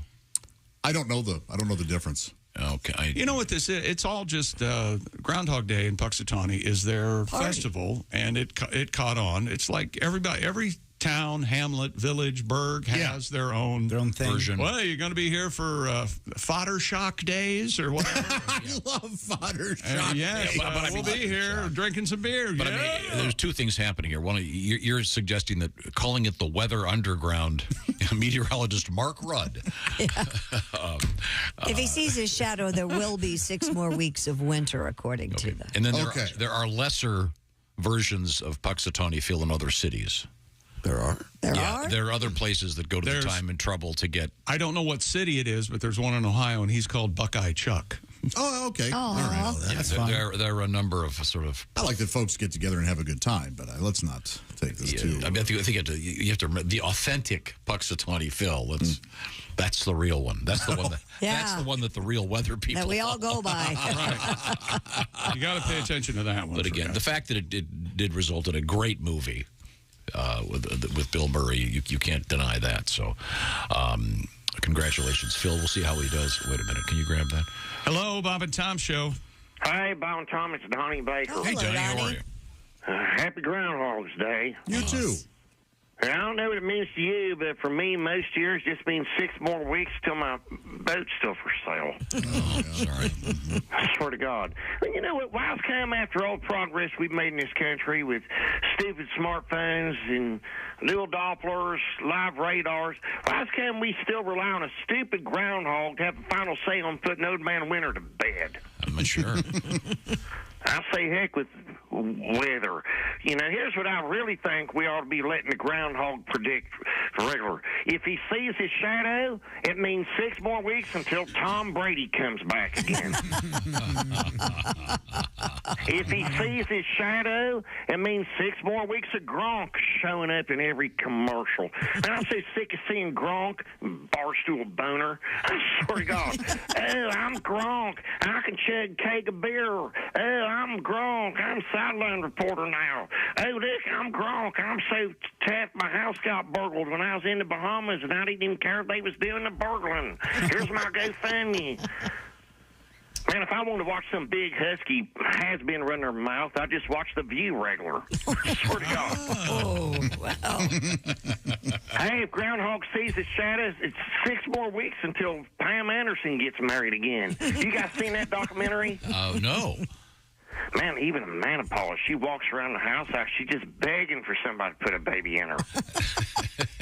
Oh, and a spoiler alert, even though her boys were fathered by Tommy Lee, they're all grown up now, and when they talk, they sound just like Nikki Sixx. I swear to God. Wow. I want them tested. But when you think about it, she's gotten hitched like 6 or 7 times. What are the odds not one of them was to Larry King? you think just by running the numbers alone. And could you imagine that sex tape getting leaked?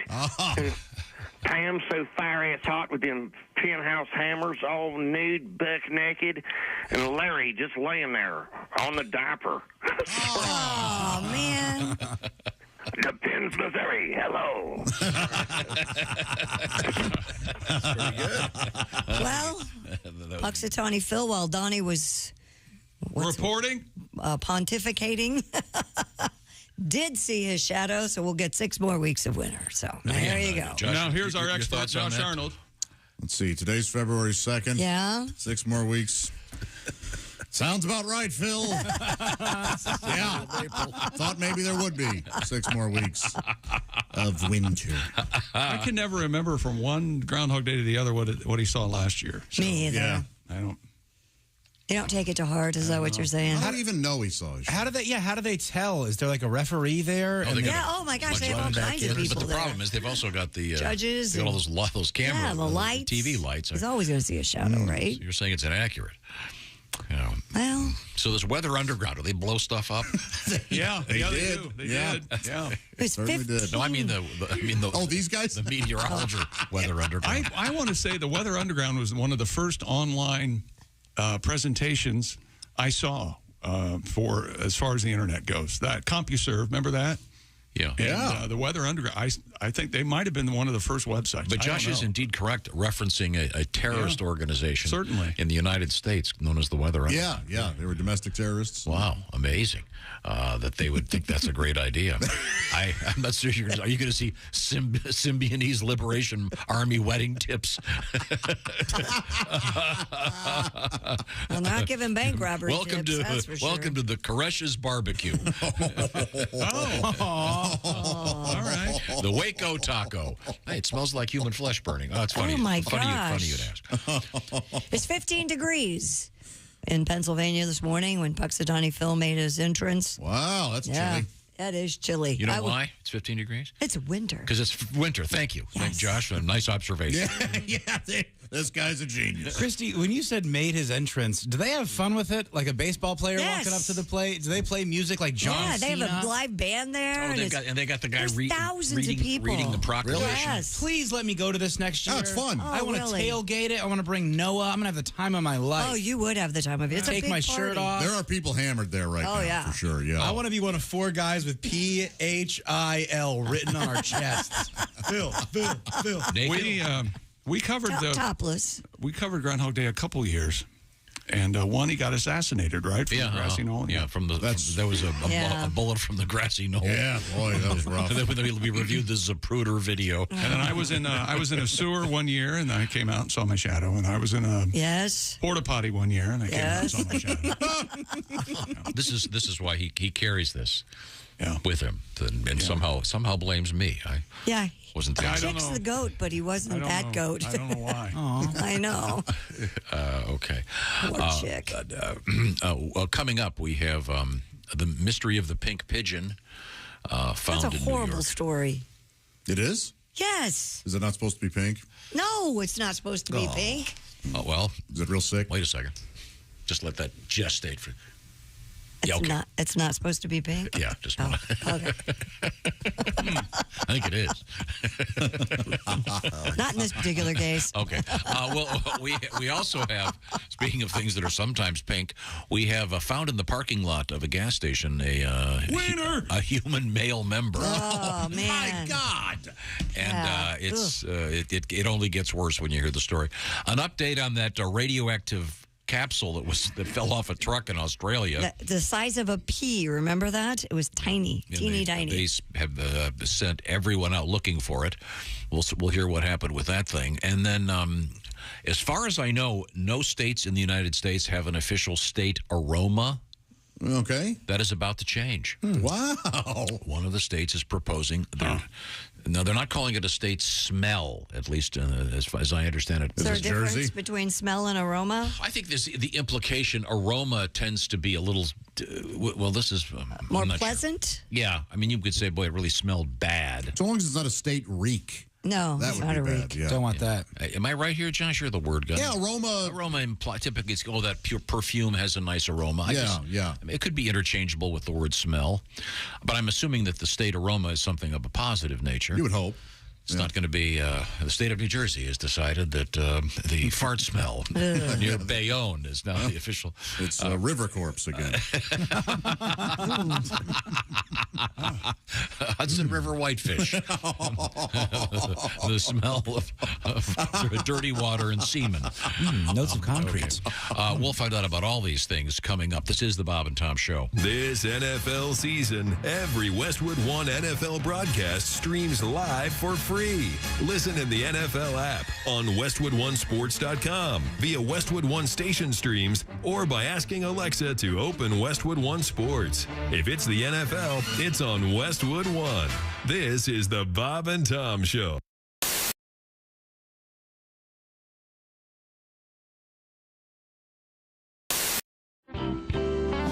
Now, we have a request. Christy, do you feel like doing a little something over there? Something like what? Well, we have a request for Christy does a thing she does on occasion on stage with Henry Phillips. Oh, I see what They you're are going to be working together. Oh, I don't know. We were going to use that as the tease to get people to Wiley's on Saturday to see the big. Well, the big show. The big that'd be nice, but duet. there are a lot of people who can't make it. Didn't to the we? show. Didn't we hear a new version of the? Wasn't it? Oh, yeah. Did you guys ever? Yeah, we did get that. Oh, cool. We played that. Yeah. Well, why don't we? Can you do the original? Do you know? That's the more politically correct version. Mm-hmm. Have you ever guys tried this on the air here? Have we? Yeah, I think we have. I don't know. Gosh, Henry, it's been so long since I've seen you, and I just thought that would be great to kind of maybe sit here and talk about some things like the weather. Have you noticed how hot it's gotten? Oh my God, and the humidity. She's talking again. I have some friends that have shown really up bugging at me. the She's beach talking wearing the again. most ungodly It's so outfits. embarrassing. I look at my friend. I don't know what women are thinking. I think these she's days. psycho because she's talking and talking and talking and talking and talking and that's great, talking. but you know, at least make sure your surgeon gets your nipples in the right place, because I hate it when they skew left. God, what is that all about? You would think. She's talking again. I need a cigarette. She's talking And again. then there's the other I girl wish who we wore this never met. horrible She's makeup the talking other day. again. Oh my God, the scars she She's like a had. TV set. She's I talking didn't and know talking that and talking. liposuction would I'm do gonna that. go insane. That cellulite was something everybody I'm in has, so horrific why pain. would you even do that to yourself? And then I think she's on cocaine. Scars, your stomach looks like a battleground. Maybe I now. need It's some not because she's attractive. talking and talking Oh my and God. talking and And talking. I'll tell you what, if she I wears that don't bathing care suit about one a more word time, I you am gonna say. have to- You I don't know. already told that stupid Strap her to her story room so she anyway. sees a I'm mirror. gonna get a 38 and blow myself away because you're talking. You look at yourself in the mirror and go, this is as good as I am ever going to look. Oh, my God. And to go out in public like that? What is she thinking? I was at a black tie event She's the other night. talking Henry, again. and the girl had It's on really this dress. bugging me. She's talking Her husband again. is in a beautiful It's tuxedo. so embarrassing. She I look has at on my this friends. Unbelievably low I think cut she's dress. psycho because she's I talking couldn't and believe talking it. and Here we talking. are trying to raise money for a charity, and her breasts are hanging out. She's talking again. Oh my God, she's 55 years old. Come She's on. talking again. Press your age. What are you trying to prove? She's talking we all again. know that once you start drinking, you're going to hit on your husband's best friend, and that is not She's attractive. talking again. Yeah, right. See what you miss when you're gone for just a couple of months, hon? Wow. Christy Lee, along with Henry Phillips. I heard something about nipples the wrong way Yeah, and have you breasts ever hanging seen out. that? Skewing the wrong way. Yeah. Sometimes they put them back, they're not exactly Okay, thank you. lined up. Yeah, it kind of looked like Marty Feldman nipples. Is that what they call it in the textbooks? I for the think so. plastic surgery?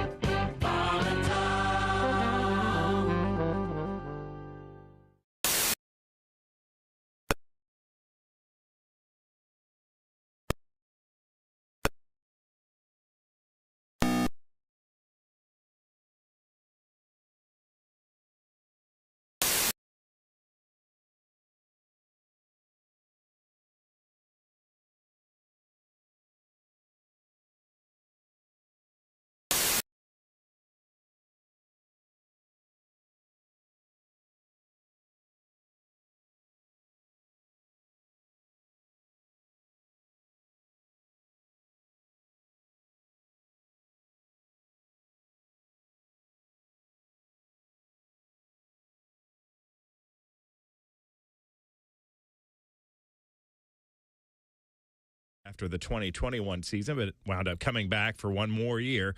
He retires at the age of 45, the owner of numerous passing records, an unprecedented 23-year NFL career, and he's already signed a broadcast contract with the Fox television network. That's a look at things you may have missed. More of the Bob and Tom Show coming up. Ladies and gentlemen, Bob and Tom. You know, during all my travels, I've been keeping a list of foods in cities that should never made again. Oh. Because some of these are famous for all the wrong reasons. Fort Wayne fish sticks. Oh, yeah? I swear to God. I mean, who hears Fort Wayne's and thinks fresh seafood anyways? Yeah, good point.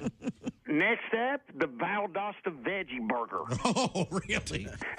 Last and top of the list, Chattanooga Chili Dog. Hey, trust me, Tom, you'll feel Ruby Falls long before you ever see it. Bob and Tom in the morning and highlights all day long. The Bob and Tom Show, weekday mornings at 6 a.m. Eastern on Bob and Tom 24/7. Morning laughter just might be the best medicine. No matter how hard I try, can't keep my hands off my face. Bob and Tom 24/7. Tonight on Bob and Tom Television's Animal Channel, it's Miracle Pests, the show that examines the unexplained actions and surprising heroics of the smallest and most maligned of animals, pests. We'll take you to Kokomo, Indiana, and we'll meet Roger Mondor and find out how termites ate through his floor, causing him to fall into his basement just before a tornado devastated his home.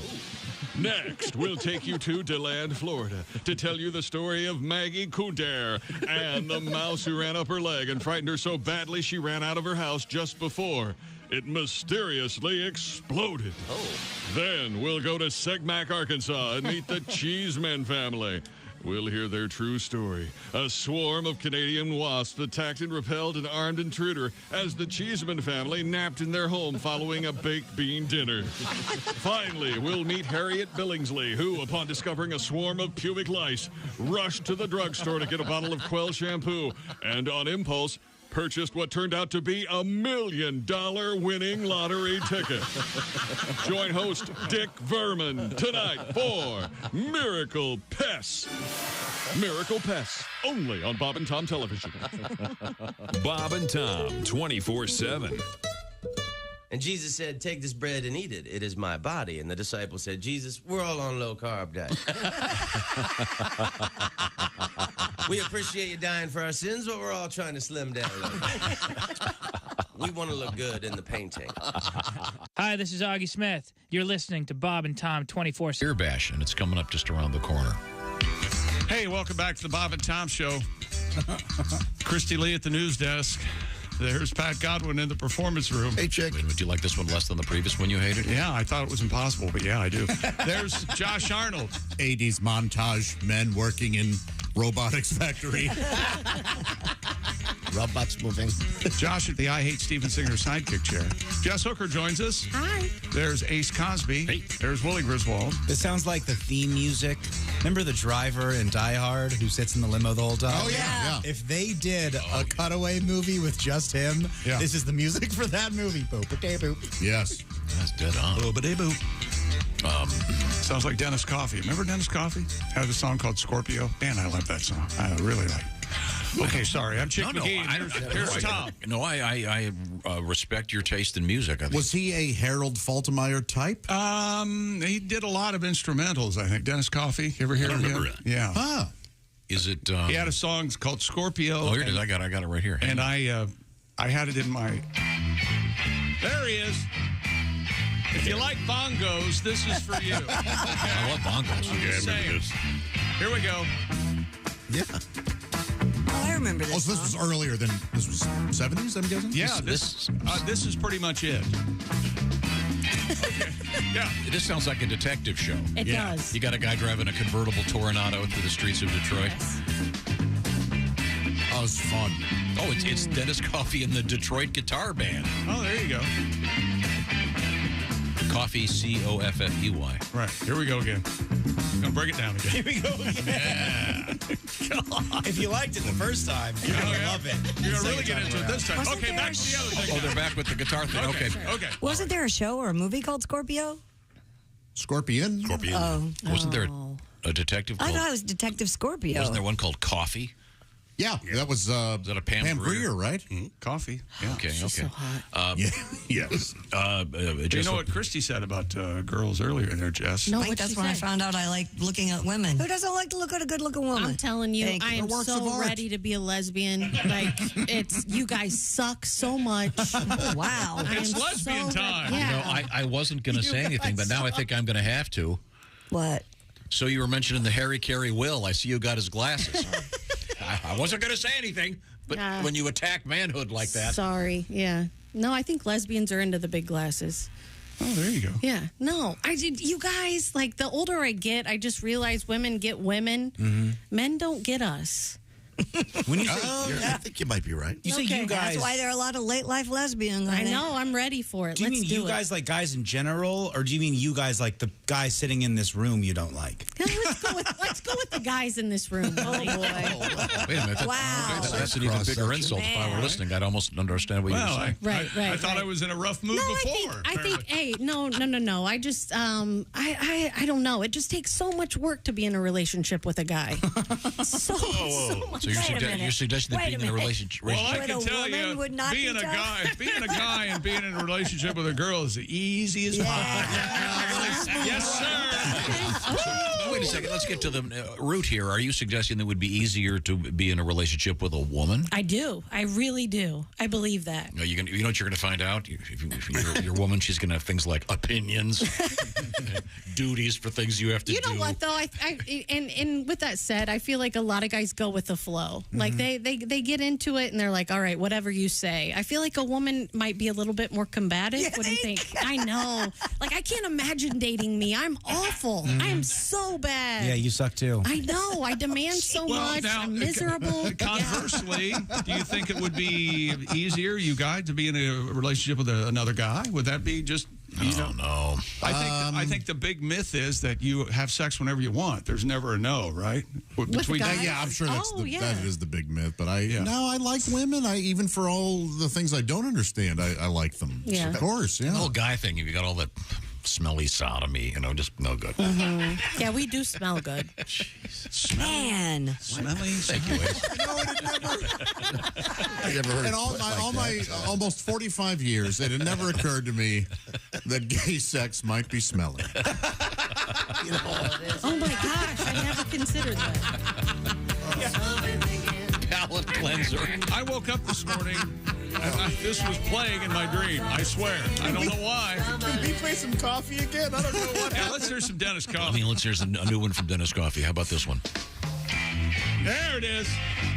This is like Scorpio 2. Is this a different cut? It's a different cut on this machine. Sounds the same. Here we go. Check this out. I listen to this in the mornings, warm up, and I say, don't talk to me till I have my coffee in the morning. That's right. Yeah. And then I just kick ass or something. It sounds exactly like a television TV thing. Yeah, absolutely. Okay, let's give Mr. Coffee one more shot here. Mr. Coffee. Oh, sorry, Mr. T. Oh my God, I didn't mean to make a Joe DiMaggio reference. Here we go. No, this is Zeppelin. This is the Dennis Coffee version of Whole Lot of Love. Zeppelin or a lawsuit coming up. Who are you going to sue? The blues artist? The blues artist that Zeppelin stole it from? Or? No. Do you ever hear songs That doesn't work. and think that they were the original, like Take Me to the River by the Talking Heads? Yeah, it's a cover. It's a cover. I had no idea till last Al night. Green. Yeah.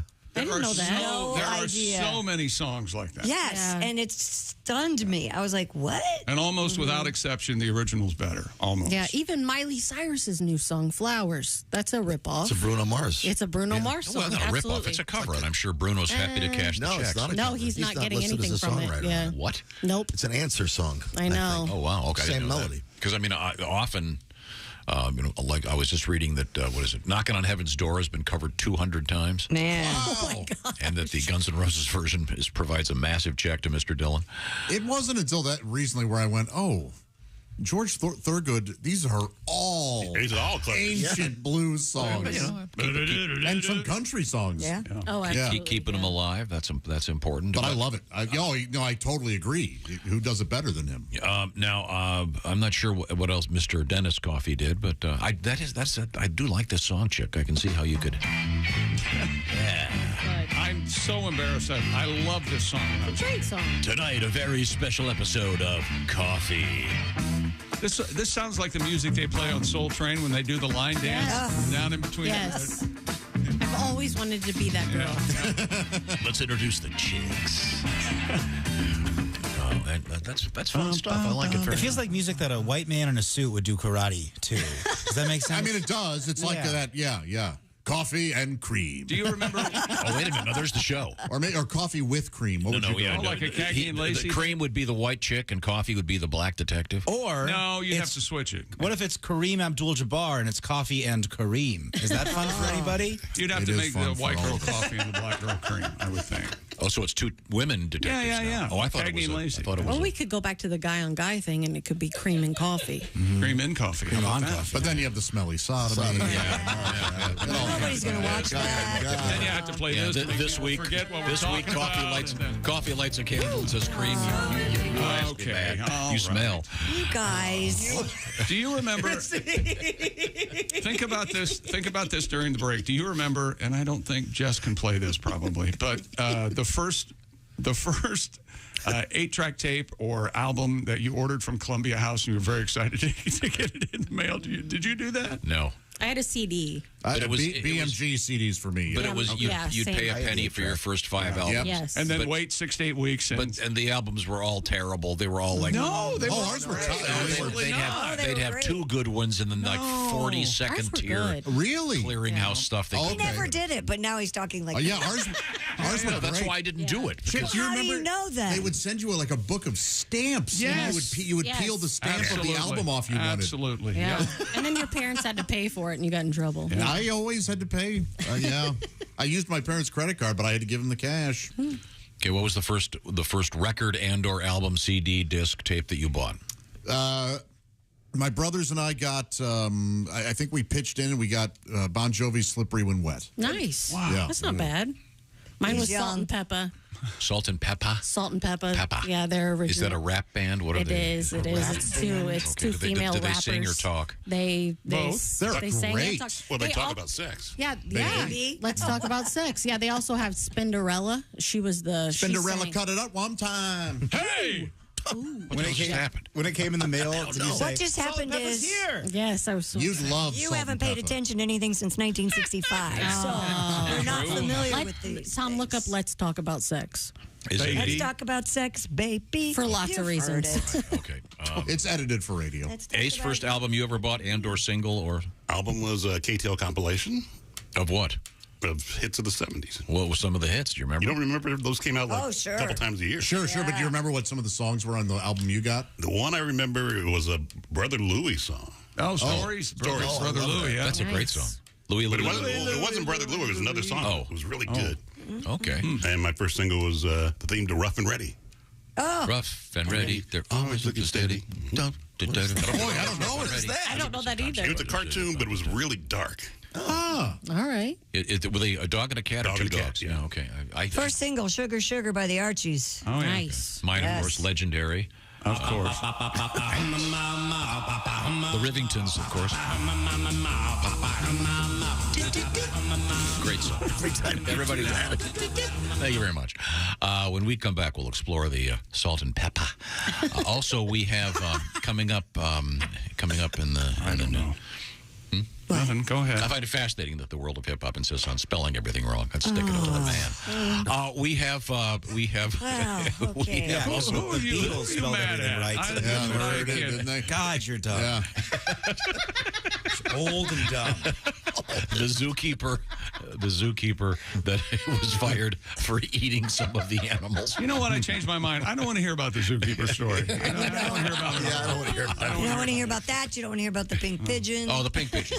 I think I like Steppenwolf and Move Over. I think kind of sounds like Dennis Coffey. I just remember the title. Oh, well, we'll grab it. We're going to play Steppenwolf. Sure. And come back? Okay. When we come back, this is the Bob and Tom Show. Text us at 888-262-8661. More Bob and Tom next. State law.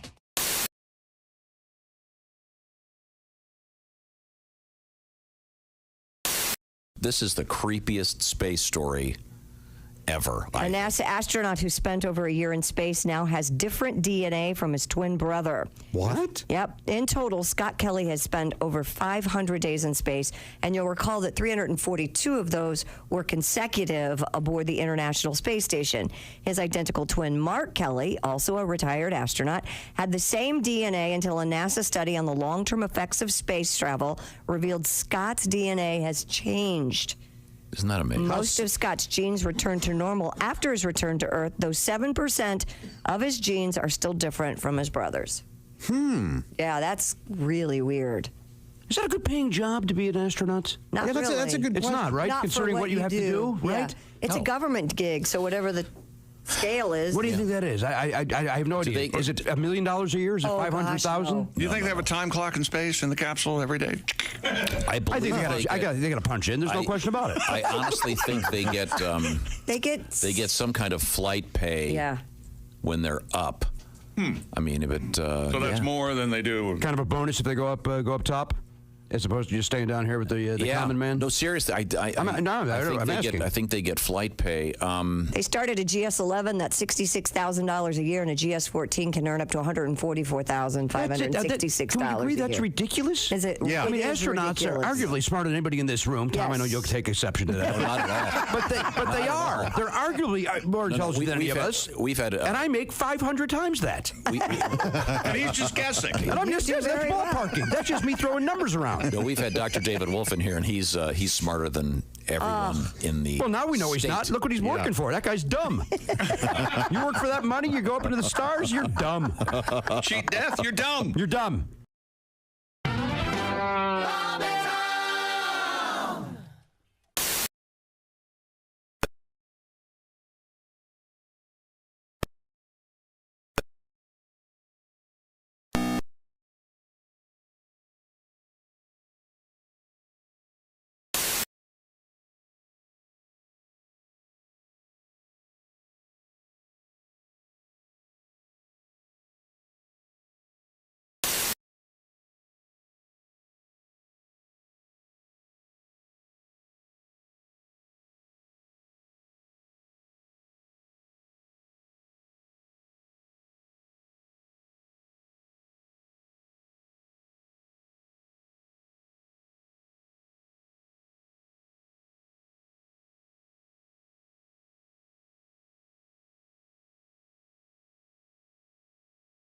Show.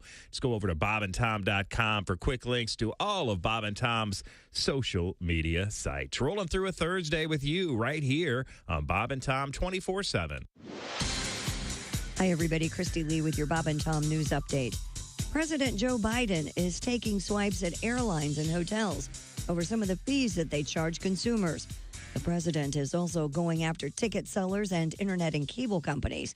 Yesterday, Biden called on Congress to pass legislation to limit what he called junk fees. He says they add up, especially for low-income Americans. He mentioned fees that airlines charge for seat assignments and so-called resort fees that some hotels add to your bill. It's Groundhog Day, and people are waiting to learn whether that furry little creature in Puxatawney, Pennsylvania, will predict an early spring or 6 more weeks of winter.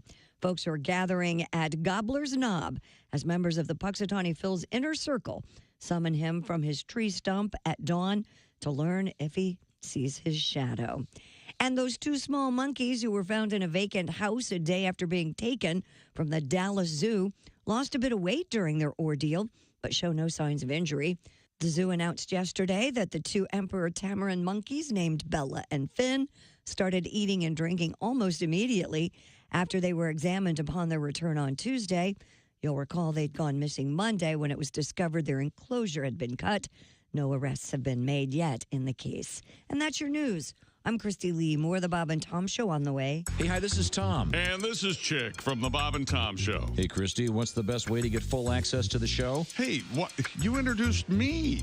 That would be to become a Bob and Tom VIP. Very good. Now, Josh, what's a feature of Bob and Tom VIP? Wait a minute. Well, the live 5-camera video stream of the show, plus a podcast of the show and comedy from the Bob and Tom archives. Excellent. Chick, what do you have to say for yourself? Become a Bob and Tom VIP now. Just go to bobandtom.com/VIP. See, that was worth the wait, wasn't it? Essential Morning Radio. All day and all night. Some like Bud, some like Schmitz, but for me, it's Bob and Tom 24/7. 24/7. If Bobcat called you, wouldn't you keep it and play it for all your friends? Hi, this is Bob Goldthwait, too. Yeah. We've got an X-rated movie coming up where I think you're perfect for it. Just give me a call. I had a phone call from Bono that I accidentally erased. Oh, no. Bono? Yeah, and I was like, Dad! Oh, why'd I do that? Have you ever heard Bobcat's Bono? I haven't. I can't do it, but yeah. I bet you can enough to make us go, oh, my God. No, but so he called. You mean he heard you doing your Bono and he called you? Yeah, he was very nice. And then I saw him. I was at Dodger Stadium. Or no, I can't remember what stadium it was. It was very, and he and I met him, and I'm in the, like the stadium doorway, and he said some very sweet things and very kind, and we talked back and forth, and it was just him and I and one other person, and he starts walking out to do his concert, and he turns around and he takes off those, the fly sunglasses, and he goes, "Hey, Bobcat," and he throws them to me, and I catch him, and I go, "Thanks, Mean Joe." I knew that was coming. And he goes, "What?" What? Yeah. And I'm going, oh man, that's one of my best riffs ever. Falling on his deaf Gaelic ears. Yeah. Yeah. Hey, this is Larry the Cable Guy, and you're listening to Bob and Tom 24/7. Boy, better get up, get some exercise. Essential Morning Radio. All day and all night. might as well shoot me when the beer runs out. Bob and Tom 24/7. 24/7. 24/7. Coming up at 10. Welcome back to the Bob and Tom Show. Christy Lee at the news desk. Hi. There's Pat Godwin. Hello, Chick. In the performance room, there's Josh Arnold. Hi, Chicky. At the I Hate Steven Singer sidekick chair. There's Jess Hooker. Hello. There's Ace Cosby. Hey. There's Willie Griswold. Hey. I'm Chick McGee, and here's Tom Griswold. We've been sharing with you some of Chick's favorite music this morning, including... Well, I think everybody liked Columbia House there at one point, or BMG. I think it was a regional thing, but yeah. And then your love of Dennis Coffee. Yes. Who is Dennis Coffee? Sorry, can you bring me up It was to just some random greats. I mean, it's a cool song. Some musician from Detroit. It was one of those songs, yeah. How many instrumentals have gotten to be in the top 10 historically? Not a lot. That popcorn song. Yeah. What about Walter Murphy and the Big Apple Band? There you go. And that Fifth of Beethoven. Sure. See? That one's fun. Didn't the theme from SWAT make it? What about the horse? Nadia's theme. That was a big one. By Rhythm, what is it? Yeah, the theme from SWAT. Well, what was I wonder what the last instrumental was that was Thank God for Google. in the top 10. Well, while you look for that, Christy, Beverly Hills Cop. I've got a challenge coming up for Miss Hooker. Oh, but before I get to that, we have to listen to this. What is it now? Hello, Bob and Tom Show. Hey, fellas. Floyd. I've enjoyed your Beverly Hills Cop program. Oh, good, yeah. That does sound kind of... Happy Groundhog Day to you. Well, thank you. I've always dreamed of going to Punxsutawney to see that little fella. Oh. Still on my bucket list. You know, groundhog's good eating if you know how to do it right and take your time. Is that right? Did not know that. All you need's a gutted groundhog, a crock pot, and one Vidalia onion. Oh, okay. And you keep it covered on low, and that groundhog can make its own gravy. Did you take the fur off? You should put that on your bucket list. Yeah, you have to skin it first. Oh, okay. Sure. My bucket list has about 5 different things left on it. Oh, what are they? I hope to cross one off tonight. I've always wanted to find out if I could eat an entire bag of Cheetos left-handed. All right. Well, best of luck. Well, that's interesting. And since I didn't make it Punxsutawney to see that little groundhog do his little skit, I guess I'll have to settle for just a night watching lot lizards popping their heads out of sleeper cabs and Peterbilts. Oh. Oh, no, nice. While eating Cheetos. Yes, yes. When they walk by my rig, I'll roll the window down and say, "Hey, I caught you orange-handed." They'll like that. They'll kick a shine when they hear that. Yeah, that's Mr. Ace, I got a couple for you today. Here's one that's clean, fun to tell, and keeps kids off the streets. What's brown and sticky? brown and sticky. I don't know. A twig. Sticky. Oh, sticky. Oh, it's sticky. Okay. Sticky. I got it. I get it. Still runs up on you quick when you think about it. I'll tell this regular, it's about settling it for once and all. I went online just in. Online shopping. I ordered a chicken and an egg. Oh, yeah? Mm-hmm. I'll let you know which one gets here first. Okay. Boy, here's one they just love at the weigh station. Yeah? Did you know the first French fries weren't fried in France? Really? Oh, where were they fried? Nope, they were fried in grease. Go ahead, you tell it that's yours to keep. I finally found that puppy a good home. Boy, looky there. Groundhog done seen the shadow, and they've already got Cypress mulch on sale here at Mr. Fuel. Wow. That'll happen. I reckon it's time to spring ahead. Thank you, Floyd. Extraordinarily helpful. Floyd's kind of a plagiarist there. All the research I could find, it looks like Jan Hammer's Miami Vice theme was the last #1 on the Billboard charts as an instrumental. Did Beck have an instrumental? What's the song with him where what's his name is dancing through the video? Oh, Fatboy Slim. That's Fatboy Slim. Does he? Is there any vocals? Christopher in that? Walken. Yeah, Christopher Walken. Is there any vocals in that? I'd imagine that would be up there. Also, Is that Harlem Shake? No, that's not. But that's. I was going to say a lot of EDM probably makes the cut. Yeah, but that's where it gets kind of. I'm just saying. And the way the charts work. I didn't mean, I kind of meant the last one that really lingered out there and whatever in the top 10 or top 20. Well, that was the last Billboard #1 instrumental. This one's great. This is Jan. Yeah, Jan. You can sort of see the cigarette boats. And the flamingo. Yeah. Prancing around. I didn't realize it had this lengthy an intro. Yeah. This is your album cut. The TV version. Oh, you skipped over the drums kicking in. sorry. Good job. Oh, there it is. That part. Sorry. Yeah. And go back and hit it. Yeah, good. Oh, jeez. What a mess. Here it is. Calm down. What a mess he's running over there. He said calm down to you. Here it comes. Ready? Happy now? Other than you talked over it, yeah. And that's the LA Vice? No, Miami Vice. Miami Vice. LA Vice, Miami, whatever. Yeah. Nowadays, there would be an LA Vice and a Sure Chicago there would Vice. be. Yeah, they would Right. have spawned many. I never watched it. Did you guys do the Crockett the white blazers and the... No. Oh, the push-up sleeves? Yeah. Miami Vice, they would actually tell you in the TV guide what songs were going to be featured. It was the first time. It was sort of anything like that MTV happened. meets. Yeah. Yeah. We didn't ever have TV Guide, but we had the newspaper that we would fold up right Didn't to the In day. the Air Tonight get a huge push from Miami Vice? Absolutely. Phil Collins wasn't he in it? He was in. Oh, really? Yeah, one episode. I know Glenn Fry was in an episode. Are they available somewhere? I'd like to. I might have to go back and watch those. Oh, I'm sure you can find them somewhere. Yeah. And I think I want to say in the first season, I want to say that the Don Johnson character Crockett lived on a sailboat and had an alligator. Did he really as a pet? Below deck, which I think it was Elvis, right? Yeah, and he named Elvis. If you've ever been on a high quality sailboat, you really don't want to have alligator feces below deck. Okay. He also smoked Camel Straights. Oh, I smoked Camel Wides for years, and I love them. Yeah, Don. Thick as harmonicas, they were. are.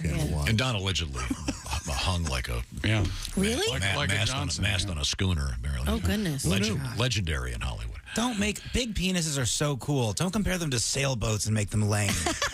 Come on, mast on a schooner. Okay, what would make it cooler? Just say he's got a big hanger. He's got a long john. He's got it going on. And it was Crockett and Tubbs. I feel like Tubbs would be the one with the no. I feel like after my dad fires me, I'll be on a morning radio show called Crockett and Tubbs, and I'll be Tubbs. What you got there, Crockett? I don't know, Tubby. What do you got?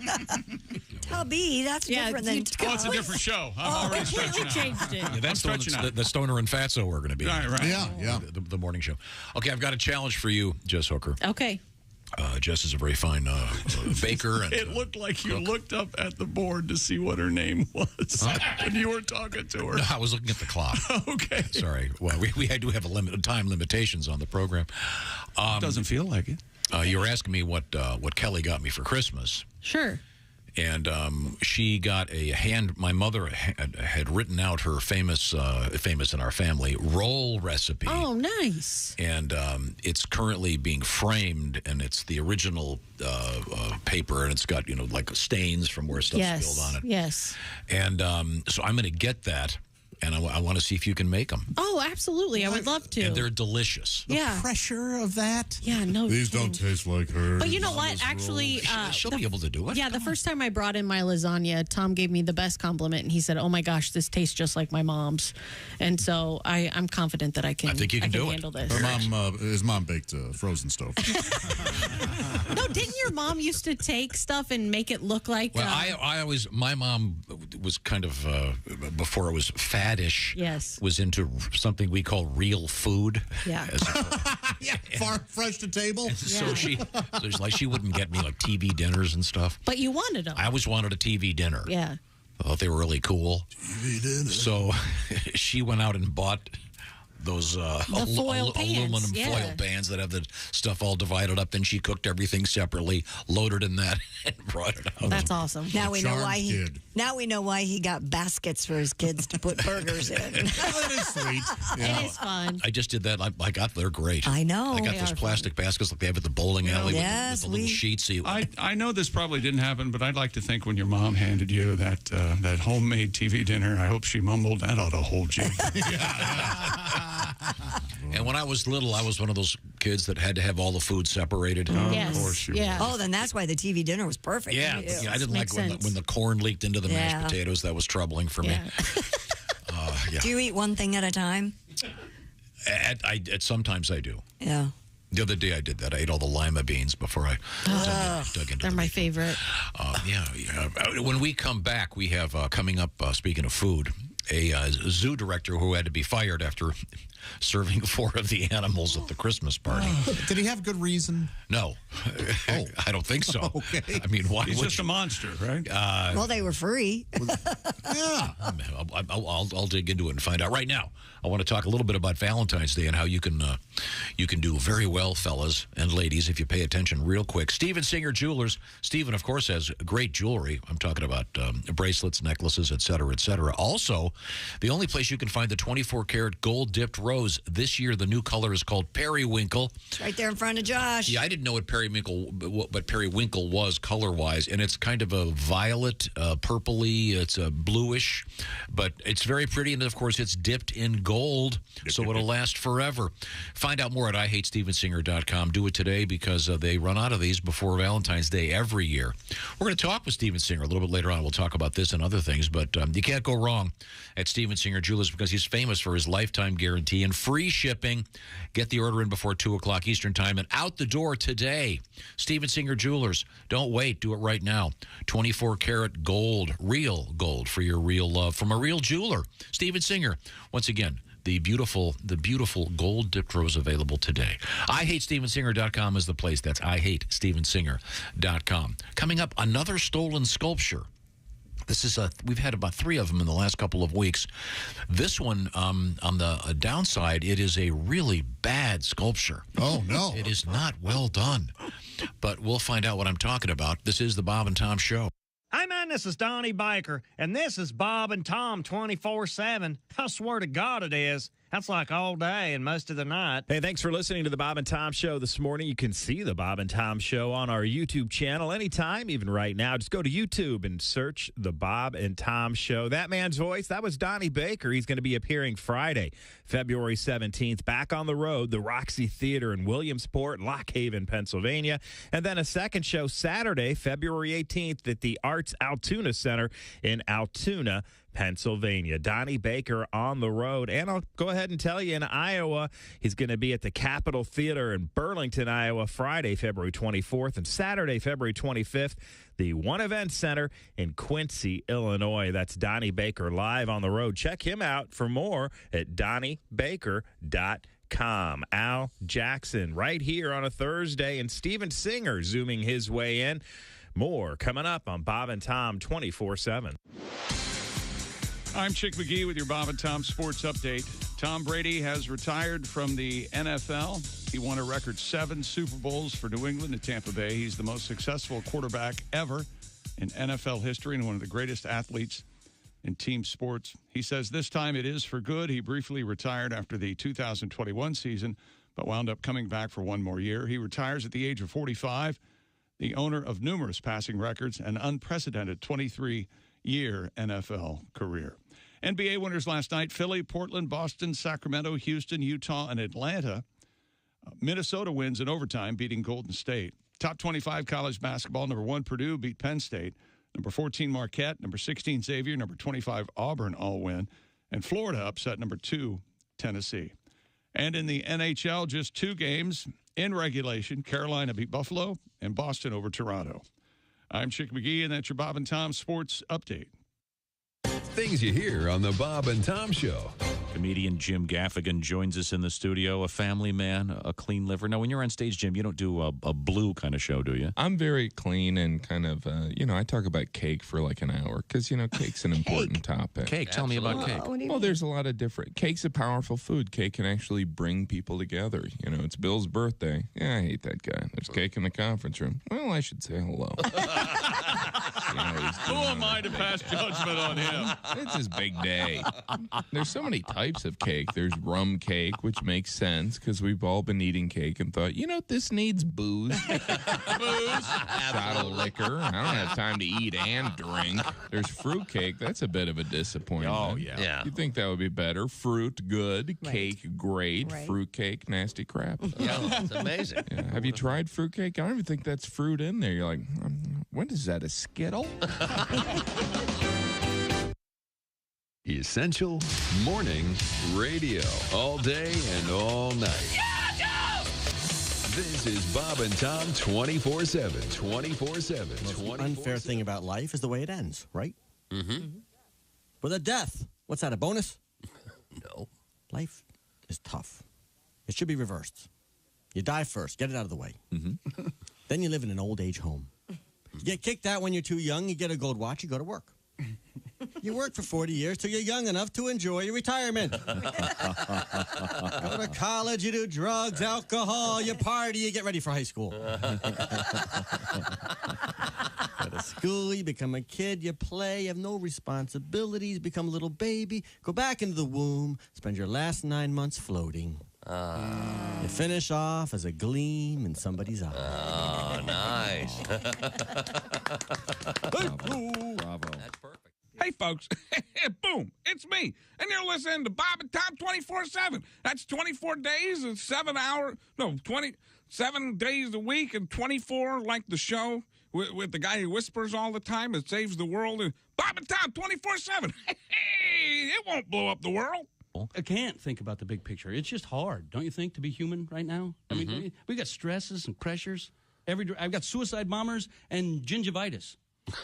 Something's gonna, Something's gonna get me. It is. What do you? I mean, I do the best I can. I floss twice a day and spy on my neighbor because that's what they said.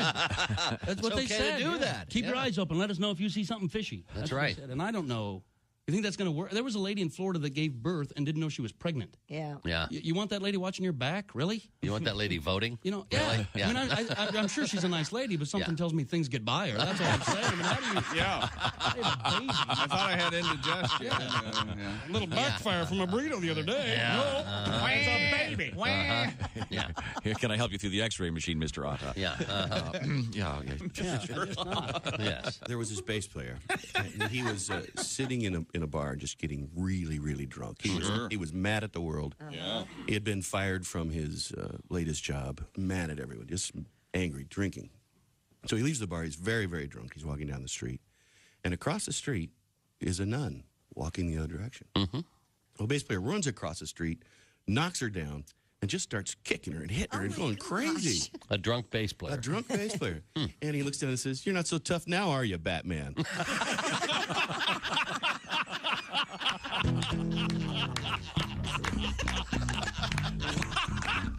is why we get mail. That's it for our show. Based on. This is Bob and Tom 24/7. 24/7. 24. Coming up. Hey, welcome back to the Bob and Tom Show. Christy Lee at the news desk. Hello. Hey, there's Pat Godwin. Hey, Chick. He's in the performance room. There's Josh Arnold. Hello, Chick. Hello. He's at the I Hate Steven Singer sidekick chair. There's Jess Hooker. Hello. There's Ace Cosby. Hey. There's Willie Griswold. Good morning. I'm Chick McGee, and here's Tom Griswold. Thank you very much. It's great to be here, and we are now joined by Al Jackson. Look at him today. Once again, dapper, a fine dresser. Mm-hmm. Al Jackson joins us. Man, do I dislike that sport coat. Well, the black and white.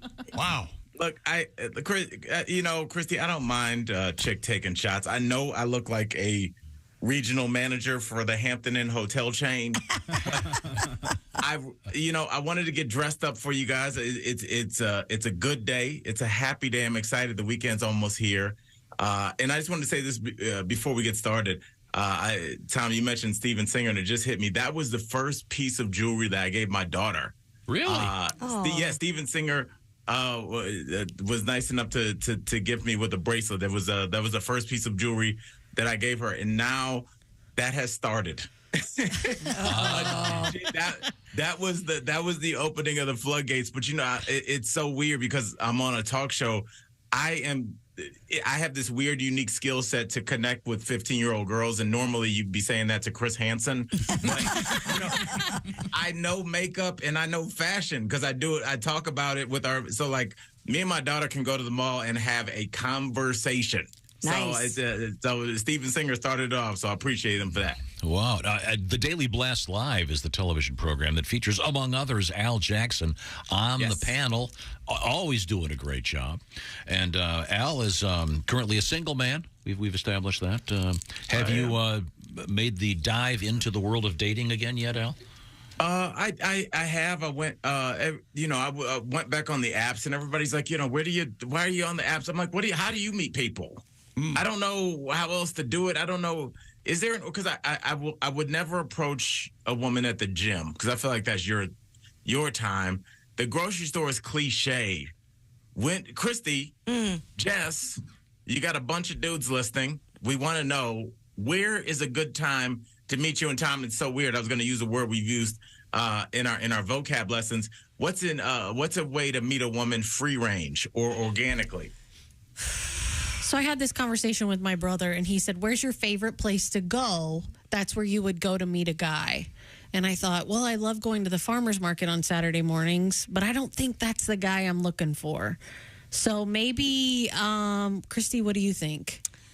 You don't want to find an NPR listening socialist? No, I don't. Okay, I actually don't. No. All right. I mean, it's just like a weird thing. That's being at the farmer's market by yourself. It's like being at the club by yourself. Right. Where you're like, oh, what table do you sit at? You're like, oh, no, I'm just here at this nightclub by myself. It's just weird. Yeah. I'm sorry, Christy, continue. No, it's just, especially in our age group, it's just a little different and a little weird to, there are certain bars that I know are labeled as, pickup bars but. And you're not drinking these days, Al. I'm not, so that would be even weirder than being at the farmer's market by myself. No, but you could sit at a bar and still have a cocktail, a mocktail, or whatever you want to call it. Maybe hang out in front of one of those bathrooms where both men and women are allowed. Oh, there you go. Yeah, that's a great suggestion. I think your grandma would tell you to go to church, Al. She'd say, go to church. That's where you're going to meet a good girl. But aren't I going there with other reasons on my mind? I would hope. That's what I always thought about, like, with why I can't get into, like, the Marvel and all that stuff. Is just, I think about their power. Like, we just look at it for superheroes, but I'm like, couldn't Professor X that can read your mind, can he see the porn that you watch too? Honestly, I think the best way to meet people is through other people. I think that's the cool thing. You know, you got a friend. Hey, I got a friend who, you might like. Maybe we should all go have, lunch or something. Somebody you trust. But how there's deep? nothing wrong with the apps. Everyone's using them. I love the apps. Yeah, Except I mean, for the last everybody. one, I just got a bad fish on the last one. You don't blame it on the lake. No, absolutely not. I pulled in a rotten trout. Yeah, throw in that bait again. What was she like? What happened? Okay, you know what? I don't know what, Al, but what words do you have today? Let's not. I can't believe that we're not super excited about my single life, but yes, we have some good ones, Tom. And this first one is kind of near and dear to my heart. Tom, how would you use the phrase "super thick with it"? Oh, I know part of this. Oh, okay. I know, when you refer to someone as being thick, it used to mean if someone was thick, they were dumb. They had a thick skull. Very now, true. thickness usually is a reference to a body type, not necessarily Yes. in a pejorative manner. She could be hot and thick. Mm-hmm. I think that's been demonstrated. Lizzo would be an example of that. Am I correct? Okay. So now, what's the phrase again exactly? Super thick with it. And so far, Tom, last week we had a couple of walk-offs, and I chastised the group around you for not giving you your props. Tom, that was a great definition if you were giving it to future FBI informants. It was very sterile, but like that's the way you would tell somebody, and that is a perfect definition. So, Tom, in just casual conversation, you're at this the singles bar with Christy, with me. You walk up to me and how would you use that phrase? Have you seen the young lady over there? She is super thick with it, implying that she's exuding some kind of sexuality with her stout derriere. Oh, God. This is really puzzling because you can make anything sound just undesirable, right? And I don't know what that is. Well, there's also the phrase "thick as thieves," implying that you're really good buddies. Right, Tom. We're all just. I love to listen to you break down this language that evolved organically through love and laughter and all, and you just explain it like the way somebody at Dow Chemical would explain the new ingredient. So, what is the correct answer? Which one is it? That is the 100% correct answer. That is one. That first of all, this is your second week in a row with the walk off. Again, Tom, you're surrounded by some haters in there. We're not hating. You guys, he's been doing really well lately, Christy, and we're on him when he's bad. I'm super thick with this now, one. Christy, let's see if you can keep the momentum going with this one. Okay. All right, now, Tom, use the phrase. What would the word if I called you a cake face? Cake face? If I called you a cake face, what would I be saying? I know, but I like it. I love it.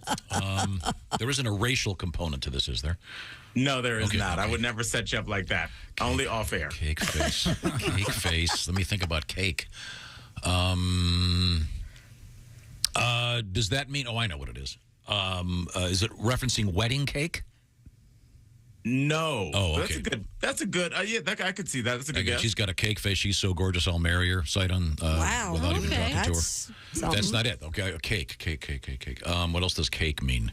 And Tom, let's not get sidetracked. Remind everybody what cakes are. Oh, is this a reference to other parts of her body? It is not a reference to that. I'm just saying, you just show everybody. I want to show the full well-roundedness of Tom. No pun intended. Oh, she's so tell everybody just what, she's so what gorgeous. cakes are, and then we'll get back to cake face. You could eat her cake. Her face, I mean. Oh, God. Eat her face. Oh, God. Oh, my God. I mean, she's so attractive. You could just that's like cake. I could eat that right up. Okay. I mean that's a really fair guess. When you start, cake face is a tough one. It's an insult that you would kind of say to another guy that you feel is. You could also use the term like caking, Like, that just means that you use your money to buy gifts for women to like you and to be around. So you're just like, oh, dude, Tom he always has a girl in the car. He's a cake face, whatever, or of course. Is that he's a like, caker. like a simp? Is that a simp? I feel like and I don't know, I don't know what the Wikipedia definition for simp is, but I feel like a simp is somebody that just agrees with a woman online, or I guess maybe in real life, just for her to like him. So you're right. Okay. Finally somebody said it. Good job. Like, when you're like, dude, stop simping. Yeah, kill them all. Yeah. It's about time somebody said it. That's right. So, Tom, use the word cakin' or cake face in a sentence, please. The only reason that she's going with him is because she's a cake face. Right? No. I'm hearing from my daughter that cake face is a woman who wears too much makeup. Have you heard that before? I have definitely heard that before. Yeah. That might be a new definition for it. The way I heard it, and I mean, this is from years ago, and words do change. I could hear cake face because I've seen those Instagram makeup tutorials where they say don't cake it on. Yeah, that's exactly what she said. But they'll refer to each like, that chick's got cake face. Yeah. Okay, but the other meaning, your meaning, Al, is that it means someone who just is there for the money. Right, like as soon as they see your face, like they know that they're about to get some gifts. Like, oh, he's just a dude that cakes to get women around. Tom, the cake face is the gifter. I see. I was confused. Okay, very nice. Okay, we got time for another one, Al. What's going on? Tom, what does the phrase "dunked on" mean if we're not talking about basketball? Oh wow, I got dunked on. Yeah. Is it a bad thing? Yeah. Okay. Is it referencing basketball at all as an analogy? No, it could be referencing really anything. But mostly kind of one thing, if that makes any sense. I got dumped. Dunked. I know, but does it dunked mean on? Yeah, she's asking. Or I'll use it. Let me see if I can use it in a sentence without giving it away. We after the show, we all went out to Chrissy's favorite singles bar. And, there's your boy, Chick again, just every time I turn, just dunking on me. Oh, wow. In front of strangers, no less. I must be doing better interacting with others than you are. Or putting you down a lot. That's it. Oh, just trying to play you like you. And I mean, it could be kind of funny, like, hey, Chick, you were right. The Commanders finished with a better record. Then was it? Yeah, I got dunked on that one. Yes, but more dunked on is more like kind of, for me, it's kind of a weak move that a guy will do to another friend in front of women. So it's like, I'm over here, I'm trying to talk to Christy Lee. She's looking good. She's about to give me her number. And then Chick brought up that stuff from 5 years ago. Dude, dunked on me. Christy walked away. Gotcha. Yeah, I walk up and go, hey, Al. How's that pubic rash? Who's your friend? Turns out it's not a rash, it's permanent. Man. Al Jackson is our guest. Al is a very fine stand-up comedian. He is also on the panel, if you will, at DBL, Daily Blast Live, and you can find out what Al's doing. Are you doing any gigs coming up, Al? I'll be at the Denver Comedy Underground in 2 weeks. February 10th and 11th. And I just want to say my podcast, my safe word is more Tom. Somebody figured out, and this is why I'm always scared of the internet. And it's like a good reminder for men, don't cheat, because we can't get past the internet world. Nope. Because on the podcast, before I knew, Tom, that you sent me this picture of me and you in these boxes in this kind of Andy Warhol-esque look. I thought a psychopath was going to kill me. And I thought this was like the warning shot. That's a very old I said picture. On the podcast, I was like, who is this? Somebody from the podcast on our Instagram page pulls up a screenshot of Christy Lee. They went and found it and was like, I think it's Tom. Which you must have not heard the episode where we talked about it, but it's just like, the way that people are able to track things down. First of all, I'm scared of crazy excited fans, but I also love it. So yes, that's I got my gigs in my podcast. My safe word is more. Things are good. Okay. Right. Lastly, Al, we've been talking about the first record or tape or CD that we bought when you. What was the first recorded music that you purchased as a kid? Oh, no doubt. Eric B. and Rakim, Follow the Leader. Nice. Yes, no doubt. What is it again? Eric B. and Rakim. They were kind of the first. They had the song "Paid in Full." Maybe Dean can play it for you next break. But it's one of the first rap songs. When you hear the beats, you'll know. It's called "Paid in Full." But it was their second album was called "Follow the Leader," and that was it had songs like "Microphone Fiend" on it. Tom, it's a must-have for any record collection. I think I've got it. Microphone Fiend. Yes. Yeah. It's called. You got to watch the video. There's like a little kid just rapping alone in a warehouse. Is this clean? I mean, Yo, Rock, what's that? up? Is this clean? I'm playing it. Man, I'm trying to get paid in full. Yeah, this is it. It's about to play right now. Nobody Waltz is our agency, right? Carol Lewis is our This is agent. back when rap music had a 10-minute intro before they started rapping. I think PM Dawn They sampled absolutely that. covered that, yes. They did. Yeah, for Set Adrift on Memory Bliss. Yes. Wow. Could you be more exact, Josh? Baby, you sent me. No, that's the song. Oh, it's yeah. Baby, you sent me. Yeah. Okay, that's the one. Mm-hmm. No, do you still have vinyl in your apartment or your house, rather? I do have vinyl. And the best thing about, like, I'll go out and get albums. First of all, I was shocked to know albums are not cheap. No. At all. No. Did anybody else, because somebody told, like, sometimes I'll pick up an album and I'm like, I want to get this, and it's like $57. I'm like, yo, I've never even heard this.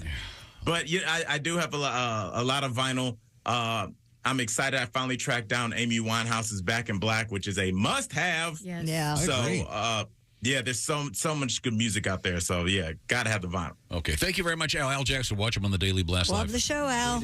Talk to you Hey, soon I again, love Al. y'all. Always appreciate it. Now, I want to remind you that Valentine's Day is just around the corner, and we've got the answer to the question, what can I do? This is the perfect thing to do. Pajamagram. The naturally nude pajamas, exclusively available at Pajamagram. They are sexy. Christy Lee, you want to weigh in with an endorsement? Yeah, I received a beautiful robe and gown from Pajamagram for Christmas, and the naturally nude pajamas feel just like my skin, even softer. They're alluring, they're sexy, they feel great. Guys, you're going to love them. Ladies love them. And they leave nothing to the imagination, if you know what I mean. Naturally nude pajamas. She's going to love having that feeling of next to nothing against her skin. And you're going to save more than nothing because you're going to save 25% if you use the code word NUDE, N-U-D-E. 25% off the special Valentine's Day gift. Last year, these sold out before Valentine's Day. So today would be the time to do it. Once again, you just go to pajamagram.com. That code is NUDE, N-U-D-E. Save 25%. It's so simple. Pajamagram.com. They've got all kinds of cool pajamas, especially the naturally nude pajamas. Tell them the Bob and Tom Show sent you. Pajamagram.com. They feel just like soft skin, and they're gorgeous and come in several colors. Once again, it's pajamagram.com, the naturally nude pajamas, the perfect gift. And by the way, they're going to be wrapped in everything when you get them. So once again, pajamagram.com. Coming up, the zookeeper who ate some of the animals and the tale of the pink pigeon. This is the Bob and Tom Show. Thanks for listening to the Bob and Tom Show this morning. Even though we're not too much to look at, you can also watch the show on our YouTube channel.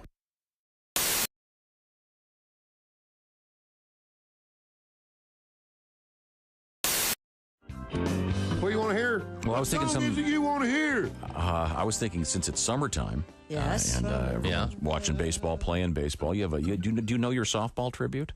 Yeah, I can try to get through it better than I did the other one.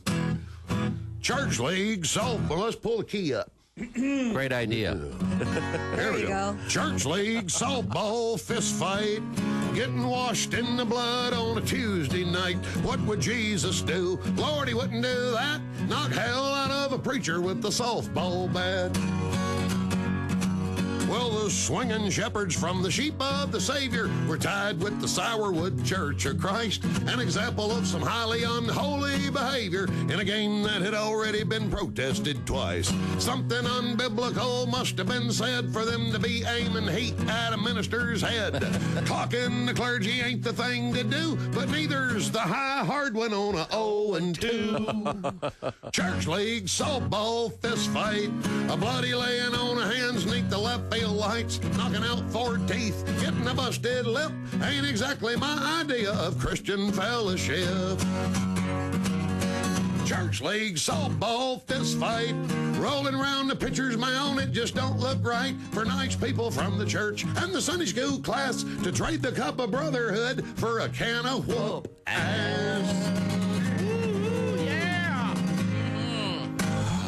Thank you. Tim Wilson.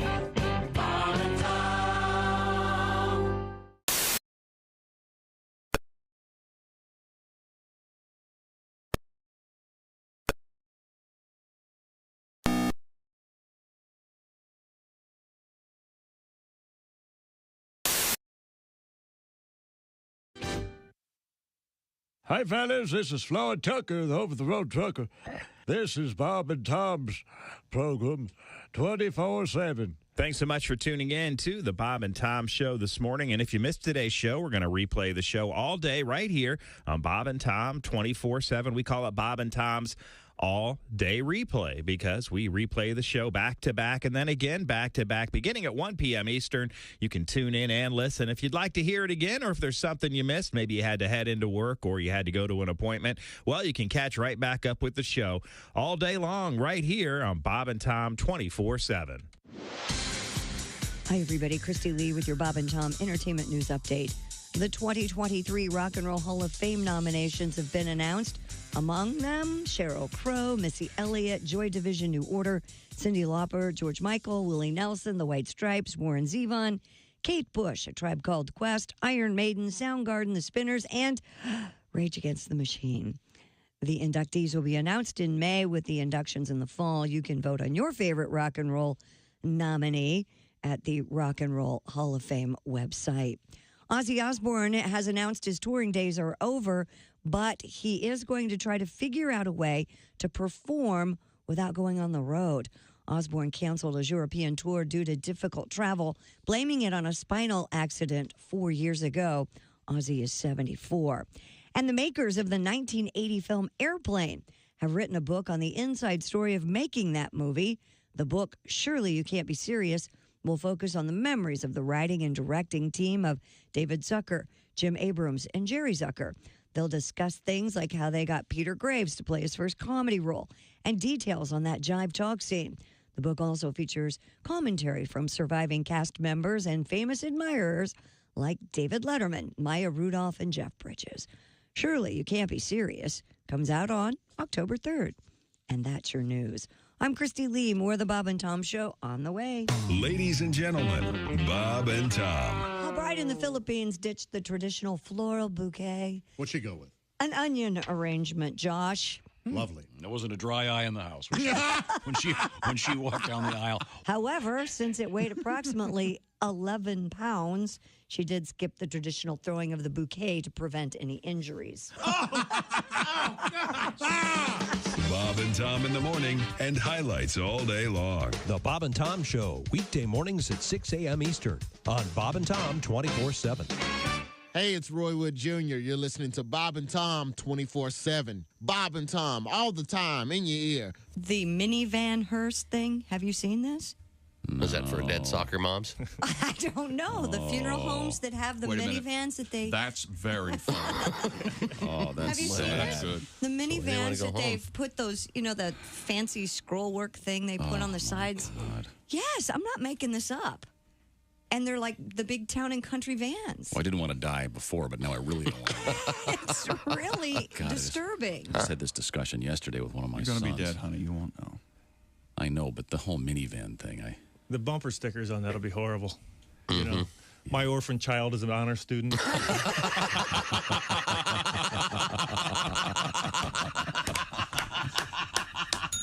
Beautifully done.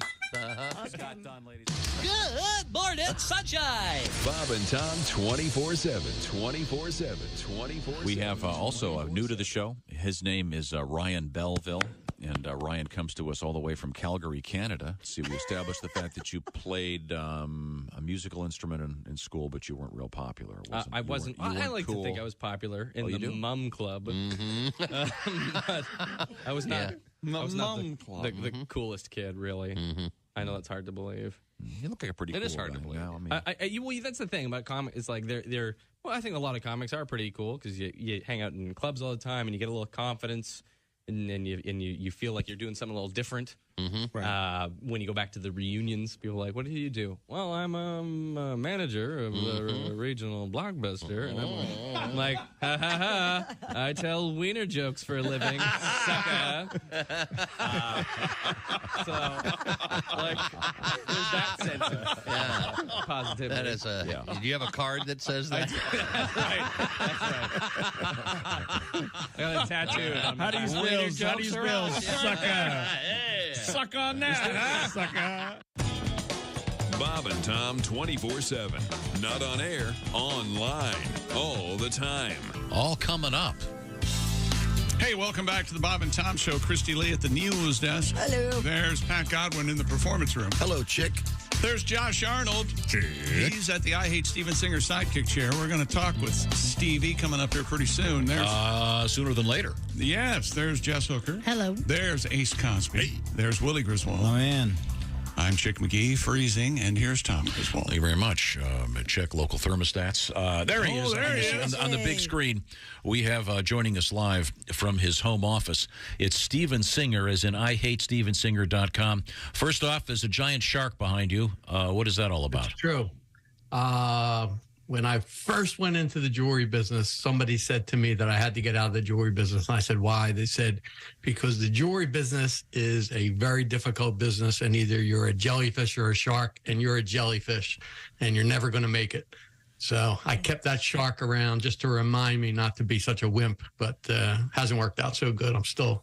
I still treat people nice, and this is the way it is. But you're a success. How dare you? Well, it all depends on your definition of success. Listen, I'm a guest on the Bob and Tom Show remotely. So listen, here I am. No, terrific. Life is good.